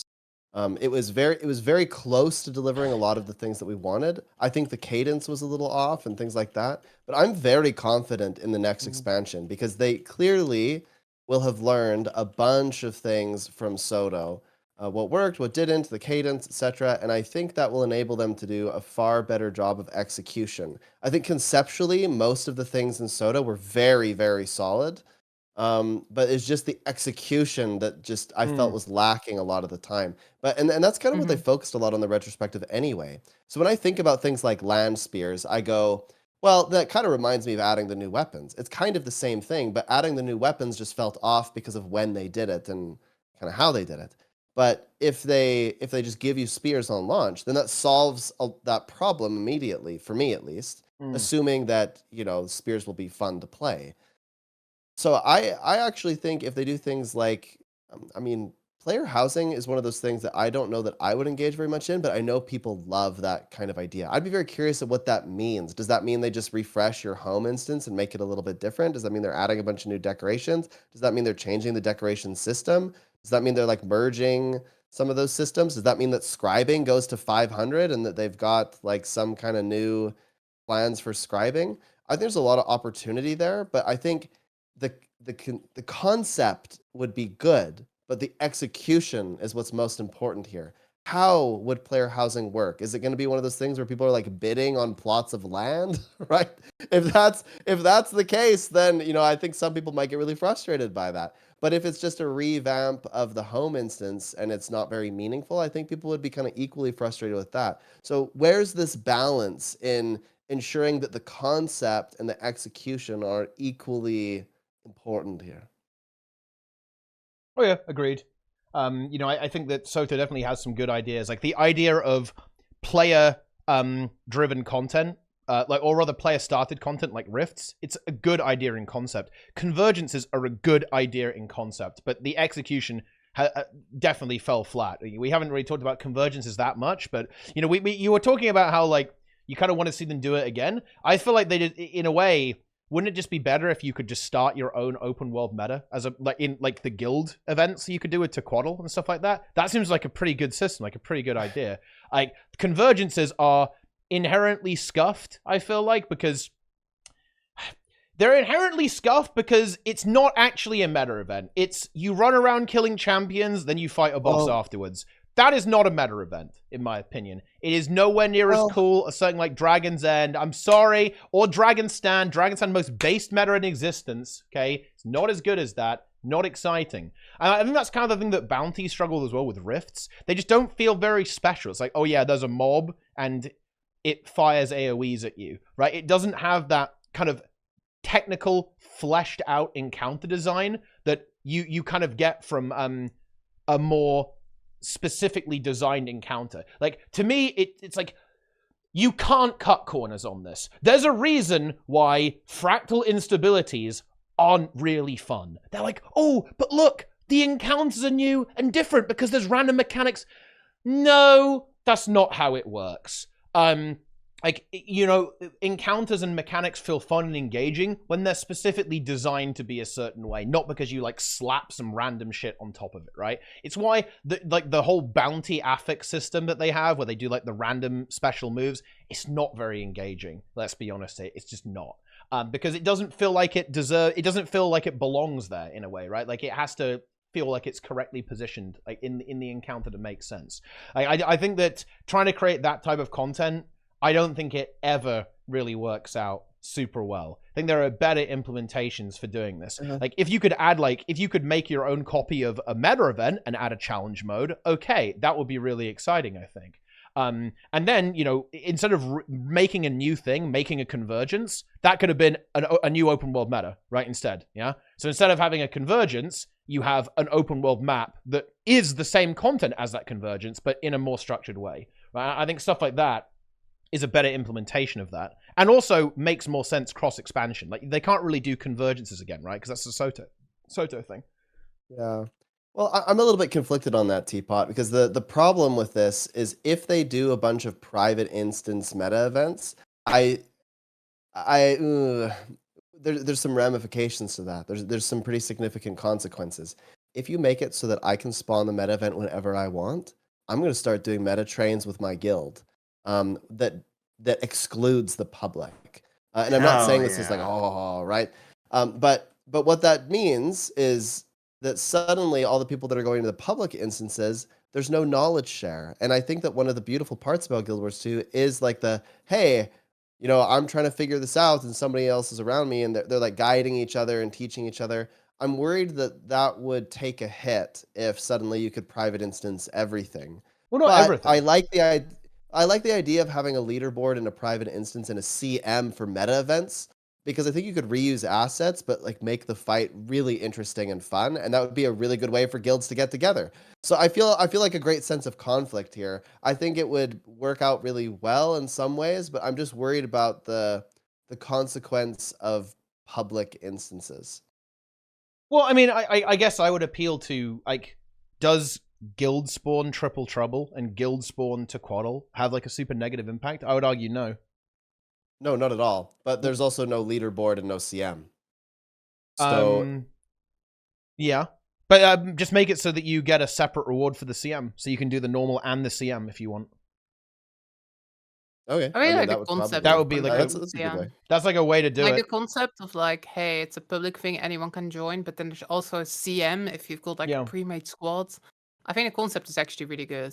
Again, not necessarily entirely perfectly executed. I think the leaderboard is a little bit just finicky right now. Like, it's just like 50 people who participated, right? So it's kind of hard to see like where you're landing on the leaderboard, because it's like I'm in spots 364, which means that I'm the 7th team today, kind of. But I think the concept is good. Again, you know, like just having really challenging meta events is kind of exciting to a large part of the player base, but also like other people really do not want to deal with that stuff. So putting it in an instance, I think, is quite smart. But I do sort of see what you're talking about, Sneb, where it's like, you know, that knowledge share, right? Well, But I I do just like don't what's want public Convergences instances stuff. to start failing like crazy or not have enough people. I think that would be the worst thing. Is if Yeah. suddenly public instances there's not enough people doing them. I think the beauty in Guild Wars 2 is to be able to jump in and be like, oh man, I'm like with all these people, we're doing this activity. Yeah. And like that's how people meet each other. That's how guilds form. And if you take that away, I'm afraid of what the consequences would be. Even despite, I think there'd be so many positive things about having a leaderboard and stuff in open world events. I'd be all for it. I just want to find, and I think the reward thing would actually probably solve it. If you could just do both each day, Yeah. then I don't think you'd have a Well, problem. I mean, I don't think convergent CMs have killed normal convergences either, right? No, I don't think so. Right. So I think Well, that More it's like for a kind of slightly being. different reason. well, I mean, Yeah. what I'm trying to get at here is that I don't think that players tend to separate themselves anyway. If we're being honest, right? Like this is something that's not really related to, I guess, the expansion, but I do think the Guild Wars 2 player base is actually at this point extremely split. I don't think good players, or you know, I'll phrase it in a more neutral way, high experienced players, I think almost never interact with low experienced players now. I think that's something that has been a cultural shift over the past couple of years, I want to say. I actually agree with you that it's a really big problem that happens. But yeah, I think that it's happened naturally. Like almost all high experienced players basically live in Discord now and don't really interact with the broader community in the game. There's a number of reasons that we don't need to get into. But yeah, I mean, you definitely wouldn't want like the public versions to completely dead, but I think there's almost no risk of that, to be honest. I think that's just not going to happen. Wait, Umbriel Maybe is it's one of killed. those things where it's just not going to get better, right? Like maybe I'm just thinking, oh, like we should try to protect this thing, but it's already happened, and so there's really no point in trying to defend it. People are already split. They already do their own thing. I don't know. Maybe that's just already a thing, and there's no way to really solve that. Well, I think actually, weirdly enough, I do think that stuff like having stuff like Dragon's End is a good way to do that. Like having stuff like Eparch is a good way to do that. I think it does get people thinking. It gets people engaged with the game's combat systems. I think that's kind of ArenaNet's goal with adding the high H peoples. They want to try to get people to engage with the button pressing a little bit more. Well, and it kind here's of a works. question for you then, though. Here's a question: if Dragon's End was private, like if you could spawn your own instance, would anyone ever do the public? If you make the public significantly easier. Yeah, if it was much easier, then yeah, you would. I think most people would still do the public, actually, yeah. Yeah. Because Yeah, again, I would kinda contend that harkens they back. wouldn't. No, I think they 100% would. Like I think what you mean, and allow me to rephrase your question. Would tryhards do the public? No. What I mean is that I don't think people would just like show up at the map and try to get a squad going. I think everyone would be like, oh, you know, it's about that time for Dragon's End. We're going to take up and do it private so we can control who's in there and know that we have people that are going to participate. I mean, the thing is, I don't think that matches player behavior now. Because people do this, right? Like, that's what I'm saying. Is this already happens, but if you facilitate it further, it'll happen more. Well, the thing is, I think that I don't think people would do this because not everyone engages with it. In fact, realistically, the amount of people who make private groups for Dragons, it's like a tiny minority, realistically. Like most people do metas publicly. I don't think many players would actually engage with like private stuff very often, to be honest with you. I think the public versus private part isn't as much about like who's in the map as much. Because I think right now already like a lot of like Dragon's End runs are like pre-made squads just all queuing in as once and basically like having their people in there. I think that the big thing that I like about the public versus private is having the possibility to like have people sign up for a more challenging experience. You know, people sort of knowing what they're getting themselves into. For sure, right? yeah. Like I think that's the thing, you know, the old Dragon's End experience back then. Where people are like, well, I want to like get my turtle, but I don't want to like, you know, do a challenging meta. This is not something I enjoy. I think that's the part I like. The part I like is that public versus private, it allows you to have like that, you know, people that just want to get in there, just see a cool boss fight and just 100% succeed, they can do that. But also people that do want that tough experience that fights back, they can do that too without affecting that other group. I think that's the part I like. I feel like honestly, like I don't even care that much about whether it's private or public. I just like the idea that there's difficulty settings, which Yeah. I guess kind of harkens Yeah. back to that whole strike rate conversation we had earlier. You know, I think it's good to have like very clear, like, hey, this content is like for everyone. Everyone can get in there, have a good time. You don't have to worry about your gear and your build. And then you very clearly have this content which is for people that do enjoy messing around with their gear and their builds, right? I think that's just like very strong. And I think that's, you know, if ArenaNet does indeed decide to go back to raids, I think it's extremely important that they nail that. You know, that's sort of like just difficulty settings are good, really, is what I'm trying to say. And I think They it's the same definitely for are. meta. Inclusive. Yeah. And I don't think they should make everything private, by the way. I think that would actually not be a particularly good idea. I think that it would only be for like special things. Yeah. Like that they wanted to really In that take case, that, I'd be okay with it. take that other level. And you know, I also think, and I'm really curious what you guys think about this. I think the idea of the leaderboard system, I really hope they don't drop this. I would love to see them actually implement this in open world. I am not joking, and let me explain why. I love the idea of the game giving the player feedback. This is one of the weakest things about Guild Wars 2, and I think one of the things and that actually trips up new players the most is that they are not getting feedback from the game. Like, how did that go? Was that good? I don't know. How are you supposed? You're a new player. How the fuck are you supposed to know if you did well or not? You're clueless, right? You have no idea what's going on. So if you had a system for open world metas, let's say again, let's use good old Octovine, right? Like imagine if after you kill the Octovine, it says, "Ooh, you beat the Octovine in 5 minutes." The fastest time this season, like every Wizards Vault refresh, was 3 minutes. You did it in 5, right? And it doesn't even have to be tied to getting like Omega rewards. Like you don't have to, if you don't get gold, you get nothing, right? Whatever, just like a little bit extra maybe or something like that. But I think it would be really cool to kind of get players thinking, get players engaged. If when you complete an event, it says, "Oh, you could do that 2 minutes quicker, right? You could do it a little bit faster. You could pump a little bit harder." To kind of get players thinking about it and think about like how what they were doing and how to use their abilities and so on. Just kind of nudging in that direction. I think it'd be a really useful tool for newer players to get a grasp, or get a feel for how things are going for them in the open world, giving that little bit of feedback, which I think will kind of prompt them to engage with the game and then have an easier time like completing the content and getting completing the goals that they want to complete, right? I love how Convergence CMs had like gold, silver, and bronze. Like even, I think the leaderboard is a little bit janky right now, but I just like that. I just like that you get this tier, right? And then you're trying hard to get gold and stuff. Actually, like, for all the criticisms Convergence CMs get, I really like Umbriel CM. I think Umbriel CM is cool. Like that's one that I've failed about as much as I've succeeded it. That one is exciting to me. When it was coming out, I was like trying different strats, like should we run heaters, should we not run heaters? I think Umbriel CM is actually cool. That one's enjoyable to me. It is, but I think it's actually a good place to highlight some of the concerns I actually have about another concern I have about their encounter design, which is the tuning. Like if you look at Umbriel, some of the attacks are one shots and some of them do literally nothing. Like most of his basic, like the front stuff, what? It literally does nothing. You just tank it and nothing happens to you. And then some of the abilities are one shots, which is good. Like, there's nothing wrong with the one shot in my opinion. Like if you stand in the really big red AOE, it should probably kill you. Like that. I think that's reasonable.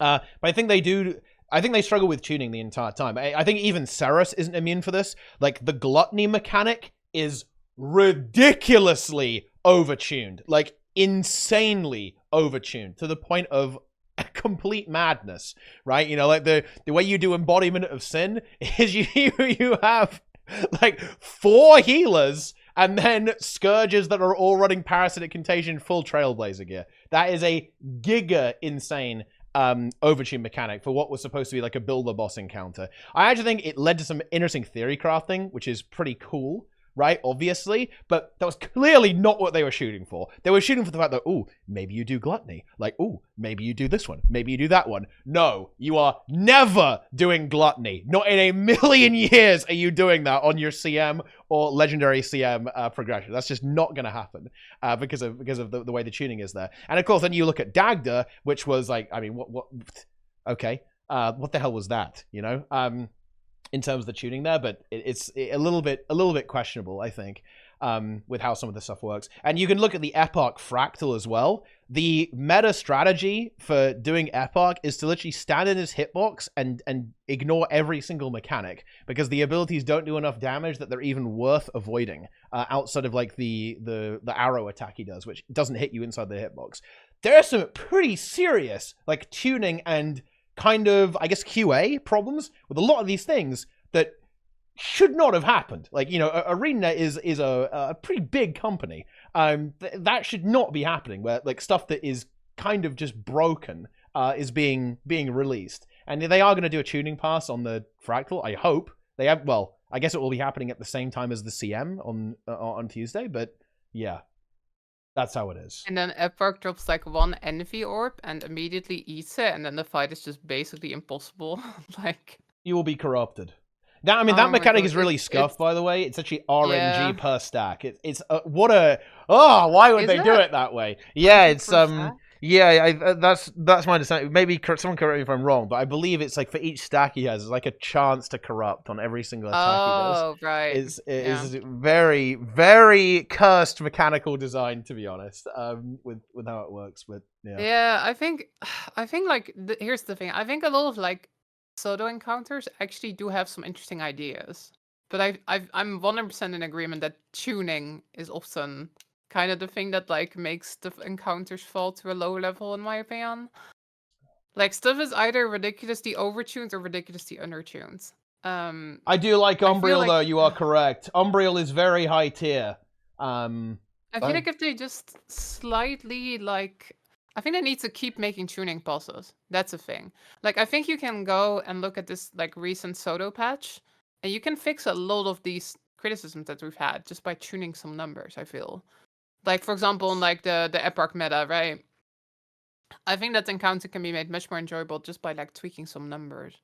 Also, just the fractal. The fractal is like interesting to me.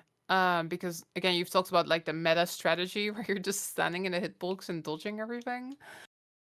I feel like actually like I like a lot of the concepts of this. It's kind of, to me, feels a bit like a Dark Souls boss, where like you start to like know every attack and you like know how to dodge them and stuff. But then the tuning is just a bit weird, you know, like where like most of the stuff doesn't really do anything, but then there's like one attack which will just like be the end if you fail that one, right? There's like one, like everything is super easy, but there's one thing. And again, just it feels like stuff is a little bit like some mechanics are way too strong and some mechanics are way too weak. And I don't know, I want them to keep tweaking that. I really hope that, like you said, Epoch does get a bit of a pass, because I feel there's some interesting ideas there, but just tuning is a little bit. Yeah. It's interesting to me how like everybody's kind of forgotten about the Fractal CM that's going out on Tuesday. Well, it's because they're doing it on the same day as their X-Pack reveal. It's like, what? Yeah, wait, wait, the Fractal CM is coming out? Yeah. The CM is coming on Tuesday. Yeah, it's this week. This week. On the same day. Yeah, it's literally the same day. Which is a bit like, I was really excited for the Fractal CM, but like now I'm like, oh, check out the expansion reveal instead. I guess I'll do the CM at some other point, you know? I don't know. I'm excited for the CM. I'm very curious to see what they'll do there. I'm a little scared, to be honest. I think it could be rough. It could be pretty rough, to be honest. I didn't hate the Fractal. I thought the Fractal was a bit of bullet hell, but like I didn't totally hate it. I just think it has a lot of HP. Yeah, I mean it's also the orbs again, right? You gotta get the buffs. If you get the buffs, it's a lot better HP wise. Also, like if you make sure that like he doesn't get buffed up, then it goes a lot faster. Like you can blast through the Fractal quite fast if you know what you're doing. But it's one of the fastest Fractals to do, actually. Fastest dailies right now. Yeah, it's very fast. But like if you don't know what to do, then it's not. Then it's rather painful. And also, just they keep giving everything too much HP in low tiers. Like that's such a thing, right? It is weird. Yeah, it has like 20 mil on tier 1. Yeah, that's actually insane. Like, if you, that's kind of crazy, to be honest. Why is it so much on tier 1? Isn't that like pretty comparable to some raid bosses? That's Veil Guardian. Yeah, VG has 20 mil. Yeah. Why is it so much? Like a brand new player. Look, I saw this Reddit post, and this is not funny, guys. Okay, this is not funny. I want to make that very clear. Okay, nobody laugh. And it was like this poor peepo who said, we were fighting the boss for 20 minutes and Aw. got it to 70% HP, and then people left. So they were like wailing on it in tier 1 for 20 minutes, and they got it to 70%, and then people started leaving. Okay, after that, because it was like, I'd it's leave just too. not dying. Well, it's just not fun, right? Like, yeah, at some point it's just not fun. Like, clearly if they're surviving that long, then clearly they're doing the mechanics. And keep in mind that in tier 1, it should mostly be about doing the mechanics. And they still couldn't beat it because I just had too much HP. So I mean, that's just not fun, right? And it's a very simple fix though. Like it's not a huge deal. You can fix that very easily. You just tweak the HP number. Yeah, Yes. I hope they do. But it's a tricky one. Like the encounter design of that fractal specifically is very weird. Where like basically like it's either like it's got way too much HP or it's got way too little. Again, just because of the way that the mechanics work. Like if you know what you're doing, you can blast through that fractal in just a couple of minutes. But if you don't, it takes like forever. Actually, I've thought about this a little, but I think it needs to be nerfed for pugs. Like again, there are people doing tier 4 in like a couple minutes, right? There's people soloing the tier 4 fractal as well. Clearly it's doable, but I think in an average pug group, it's too easy for like tiny mistakes to happen and for it to take forever. I think it's actually fairly overtuned for just a tier 4 fractal. Like I think a lot of groups struggle just until they get the strat, right? Again, it's very all or nothing. Like either you know that there's one specific thing you gotta watch out for and then it's fine, or you don't know and then it takes ages. I think I think almost all of their design dev time went to Ceres in this expansion, if I'm being honest. With Ceres, I'm pretty okay, let me put it like this. I think the ArenaNet devs could have predicted what people were going to do with Ceres within reason, more or less. But I don't think they really had that same idea of what they were expecting people to do with the fractal at all. The fractal is like, how did they see this playing out, right? Like this one, it's just it's so cursed mechanically, right? With the way that it goes, it just like fires random stuff at you. Basically, it doesn't feel there's a lot of intentionality to the design of the fractal. It's like, what do they want you to do? Like if you look at a boss, like what is a boss? Like ultimately, bosses are puzzles, pretty much. They want you to solve. With Epoch, it feels like there is no puzzle. The puzzle is collect the orbs and like hit the boss until it dies. Like that's pretty much it. There's not really a lot going on there. I think. Like so, yeah, I don't know. It's scuffed. And also, yeah, I think you're absolutely right. Like the thing is, the fact that it's very unrecoverable once something has gone wrong, that is very problematic, to be honest. Because if the envy orbs have gone through, you're just gonna like suffer until it dies, pretty much. And he does lose some stacks when you break the Defiance bar, but on tier 4, it's like a pathetic amount. You lose like 3, right? And if there are any other orbs, it might remove those instead. Or it's one. Actually it's like very weird. It's actually so weirdly tweaked. Like if he's got in tier 4, if he's got 3 stacks, he loses all of them. But if he has 4 or 5, then he just loses 1. Which is like, what? It's very strange. Yeah, it's very, very weird. How it works, but yeah. I do actually, I had fun with the fractal though, I will say. Like tier 4, I was glad that I didn't like just one-shot it. And like it was kind of like a puzzle to solve and stuff. But it feels like a weirdly unsatisfying puzzle a little bit. You know, it doesn't feel like, oh, we figured out the intended solution. It's more like, oh, I guess this works, but it doesn't really feel as if it's intended, right? No, like, it's not. The strat that you do right now with standing inside Yeah. the hitbox, that doesn't feel right. That does not feel like that's the way like, I wanted think you to do it. when a game is kind of when it turns out that like the quote unquote correct strategy is to basically break the game, I think that's inherently unsatisfying.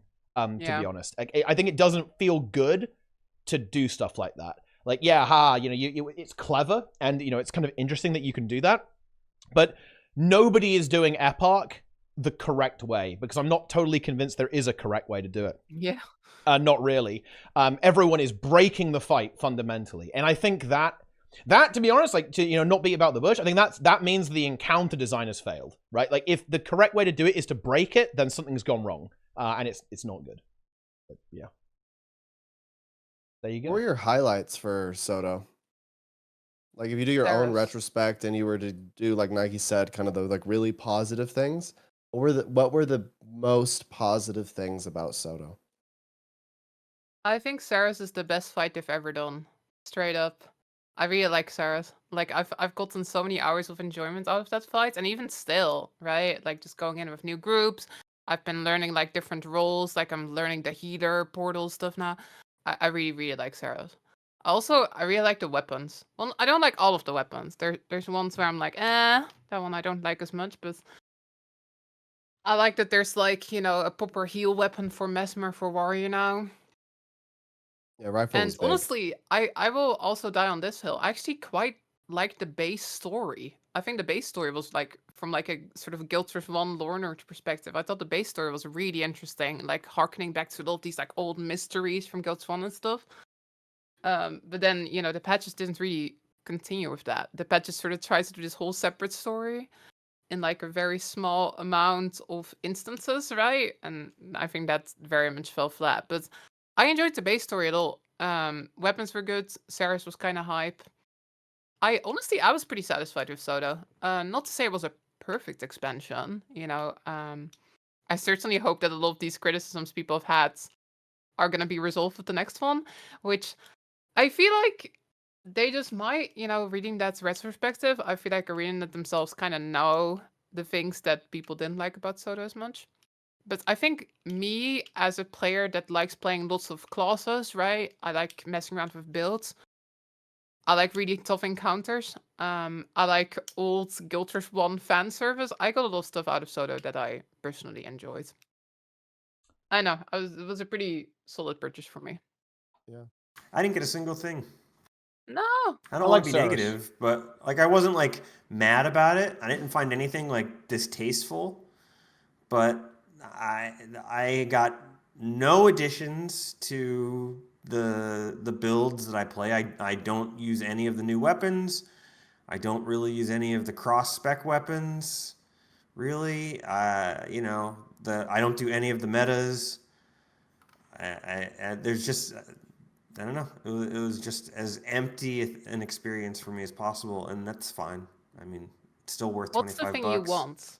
What's the thing where you, as a player, would I be would like, yes? I would like there to be content that makes me anxious, eager to log in and play it every day. What does that content look I like? don't do you know. think?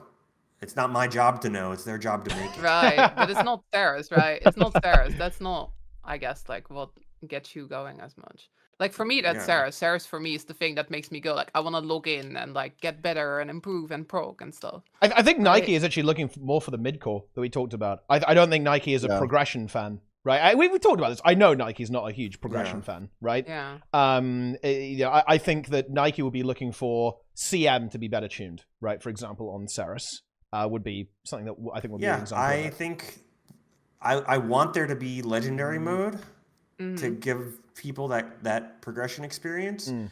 But I think the CM should be the sort of thing that you can get people from the LFG if you're like strict with your team building, Yeah, and you can actually and pump get it. a group that can actually do it.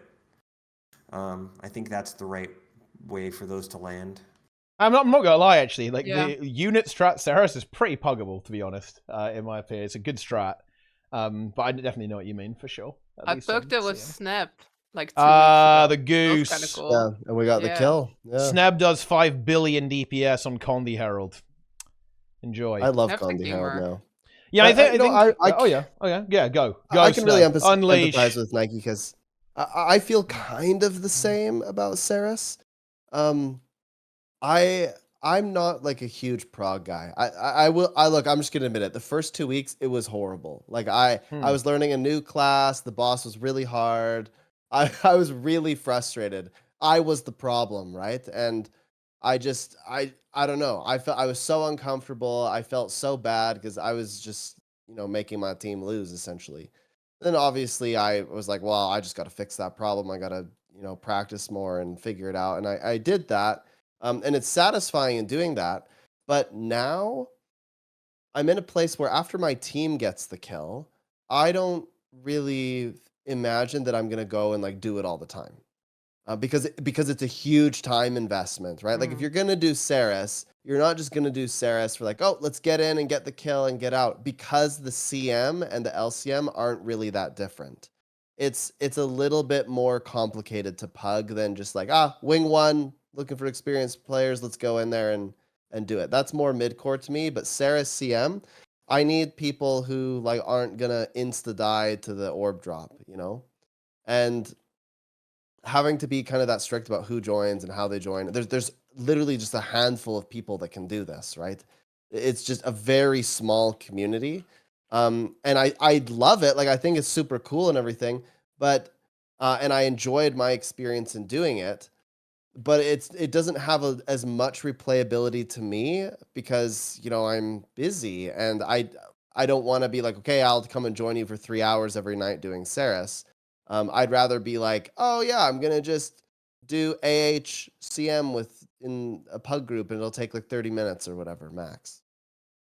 So I think maybe it's just a time constraint for me. So I totally empathize with Nike. But Teapot, what were your highlights about Soto? I would say the best parts about Soto that I actually really appreciated was actually trying to support World versus World and the other game modes. Right. So essentially, like the core, I think the core team. Shout out to the core game team over there at ArenaNet. I think that team was popping off and continues to do so, actually. I actually, it better late than never. I think the PvP changes are actually really sick that are coming with the weekly tournament, Tournament of Legends being biannual as well. That's happening. You're getting 2 of those a year as well, just baked into the routine. Should have been done 5 years ago, but okay, better late than never. It is what it is. I think the balance patches are actually good. They're taking the game in a good direction. It's not perfect, obviously. This one was a little bit scuffed because I think they were working on the stuff for the next expansion. And World versus World is like descended into, you know, 4 support meta right now. That's something, I guess. So, you know, you got that going on as well. But I actually really like they're doing balance. Saros, obviously, I think is definitely the best fight they've done in terms of design. It's much better than anything I've done before, including HTCM, actually, in terms of the way the actual fight plays out. I think it's really good. It was really exciting. Very hype. I hope they do it again. We'll see. Yeah, I guess that I'd say that would be like the strengths, the highlights of the expansion from my perspective, like the core system improvements that have been done. And Saras. There you go. Boom. Right. Yeah, the I'll way, share like, mine, for too. people that haven't experienced, like, Cerasium, the way it is right now is you've got the normal mode, which is quite easy, right? Quite trivial. They've got, like, the Legendary Sim, which is, like, easily the hardest fight in the game. And then you've got the CM, but it's pretty close. It's not sort of like this nice thing in the middle, which caters to people looking for, like, a challenging experience, but not a super challenging experience. It's very, very close. The one difference is, like, the damage check, right? So, like, you know, like experienced people that have done Legendary a bunch of times, they still wipe on CM like all the time too. I Very definitely true. feel like that's a specific like point that we're kind of missing right now in just the content that's come out, right? These sort of fights that are like right in the middle. I know. Again, it kind of comes down to tweaking a lot, doesn't it? Just tweaking the difficulty. Yeah, I think that's like that. You know, improving the encounter design. I think the thing that missed for me, that was so absent, that was why I really look. I'm gonna be honest. People know this. I'm pretty sure most people know this. I really didn't play Guild Wars 2 much this year at all. Like Soto was like a big okay. I'm taking a step back from the game. For me, it was like wow. Okay, this is not for me. Holy shit. Which is unusual. I've never felt that way about the game before. Until Soto, to be honest.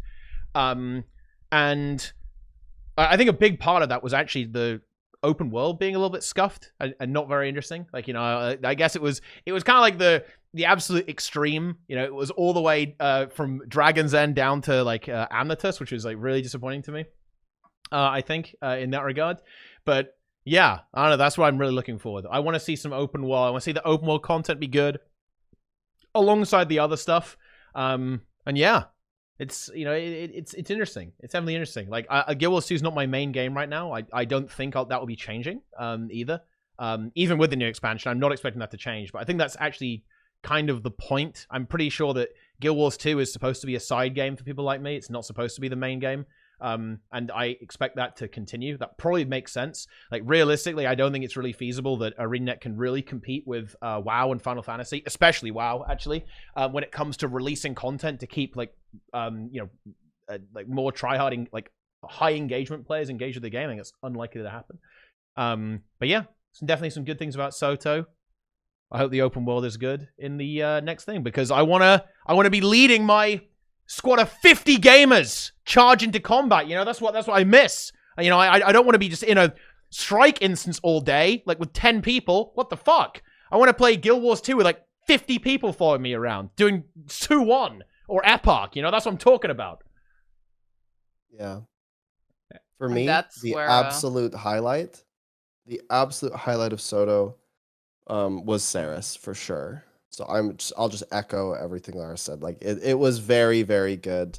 It was nice to see people like band together in the community and like try to figure it out. And I think that's really cool. Like I have this clip where I'm like freaking out because we got the kill. And it's just like an exciting moment. I think that was really, really fun. But a close second is definitely just, I feel like they were building scaffolding. Like they're structuring things so that the next expansion, so that the future is a little bit easier to set up. I think a lot of the I think a lot of like the quality of life stuff in particular was really quite nice. I also kind of enjoyed the weapons. But yeah, the one thing that I really struggled with in Soto is a lot of my friends quit. They just weren't happy with the cadence. They were really excited for Soto. Soto came out, and they're like, wait, I already have legendary armor. I don't have anything to work toward. There's no long-term goal. Oh, they just gave me the relic. And so a lot of my friends were like, oh, well, we don't really have anything to do. And Dagda really hurt that because a lot of people were playing Final Fantasy, kind of just like waiting, at least in my community. They were like waiting for Guild Wars 2 to release the CMs. And then when Dagda came out, they all logged in and killed it in 10 minutes. And they were actually stunned. They just went, what? And then they logged out and they weren't as interested anymore. But I'm really hopeful that in creating all of the scaffolding and doing all this quality of life, and especially improving the rewards, shout out to the rewards team. I really like what they did with World vs. World and these title improvements and just like more long-term goals for people. I really like that. I think that will translate well into whatever's next. Yeah, I certainly hope so. I mean, I guess it's a pretty good place to wrap up. I feel like, that we've done it all. We talked about everything. The only thing we didn't talk about was the story. But look, I mean, I don't know. Like, it is what it is. We don't need to do that. We don't want to anger people. Yeah, I mean, well, look, people, look, you can talk about that in the comments. Okay, the YouTube comments can discuss the story, go into a lengthy debate about the finer points of the writing of the Guild Wars 2 expansion story. But anyway, getting as much algorithm engagement as possible. Exactly. I want to see comments. I want to see likes. I want to see subscriptions. I want to see all of that stuff.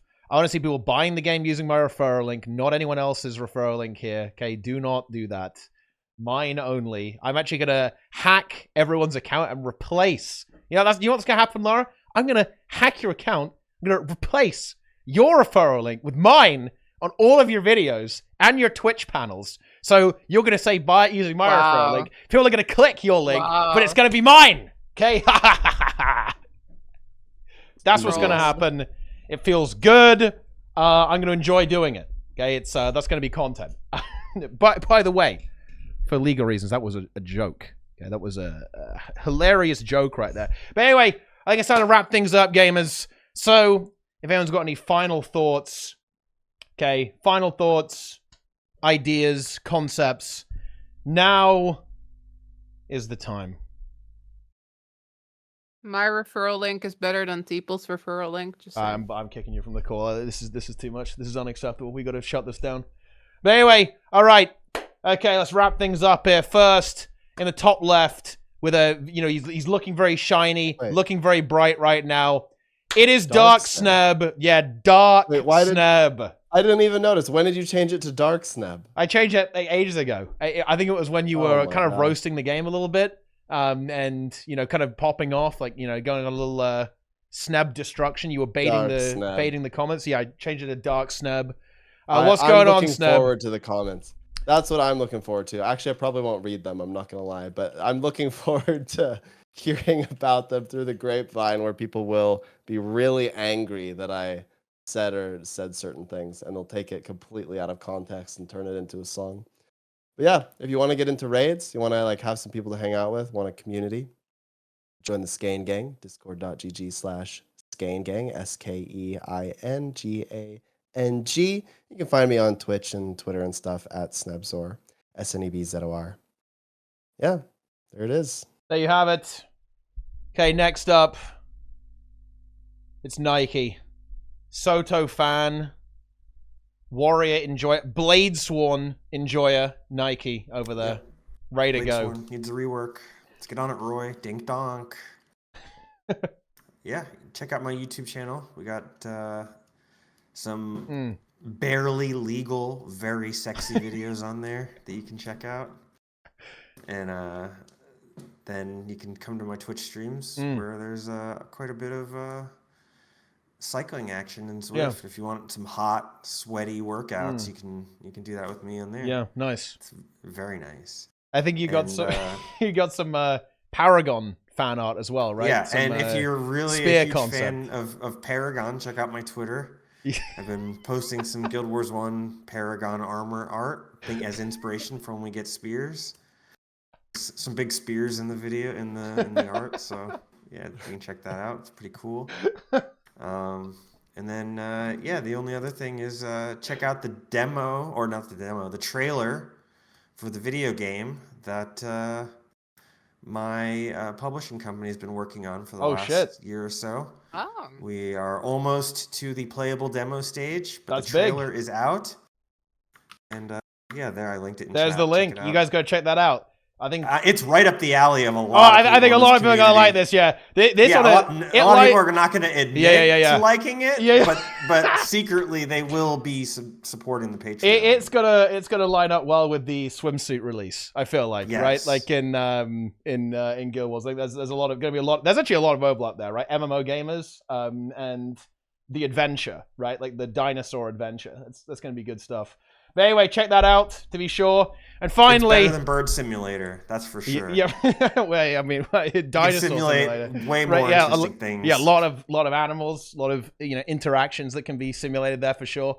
And finally, we have Lara, Ceres fan, embodiment of sin, enjoyer, Chronomancer, main.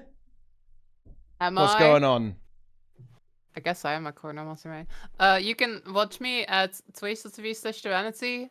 All the days that Teapot isn't live, I'll be like the backup stream. You know, that's what this is basically. Yeah, you just and look, honestly, it's a great way to keep up with what's going on. You can just hear everything we were talking about on Discord, pretty much like before the stream. That's gonna be there. I just rephrase all I'm like brutally rip off my ideas. That's actually crazy. I have actually I have a really good take about this, and then I just entirely copy what you say about it. Yes, entirely. So you can enjoy 100%. All of that. Yeah. So look at the chat. Look at the YouTube video description. Use my referral link. Wait, what?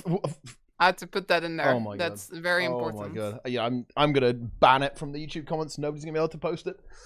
Yeah, there you go. But anyway, thanks for watching, gamers. Look at all the links. They're in the Twitch chat. They're in the YouTube description. You should look at them. I mean, you better had. Otherwise, I'm gonna get you. But anyway, you can also follow this stream. Now over 100,000 followers. Oh my God. It's a large number. You could be one of those people. You could subscribe on YouTube, leave a comment, like the video, subscribe, come back and watch every single day, watch all the streams, hashtag Mr. Trending. That's all for now, gamers. We're going to see you next time. Hope you enjoyed. Take it easy.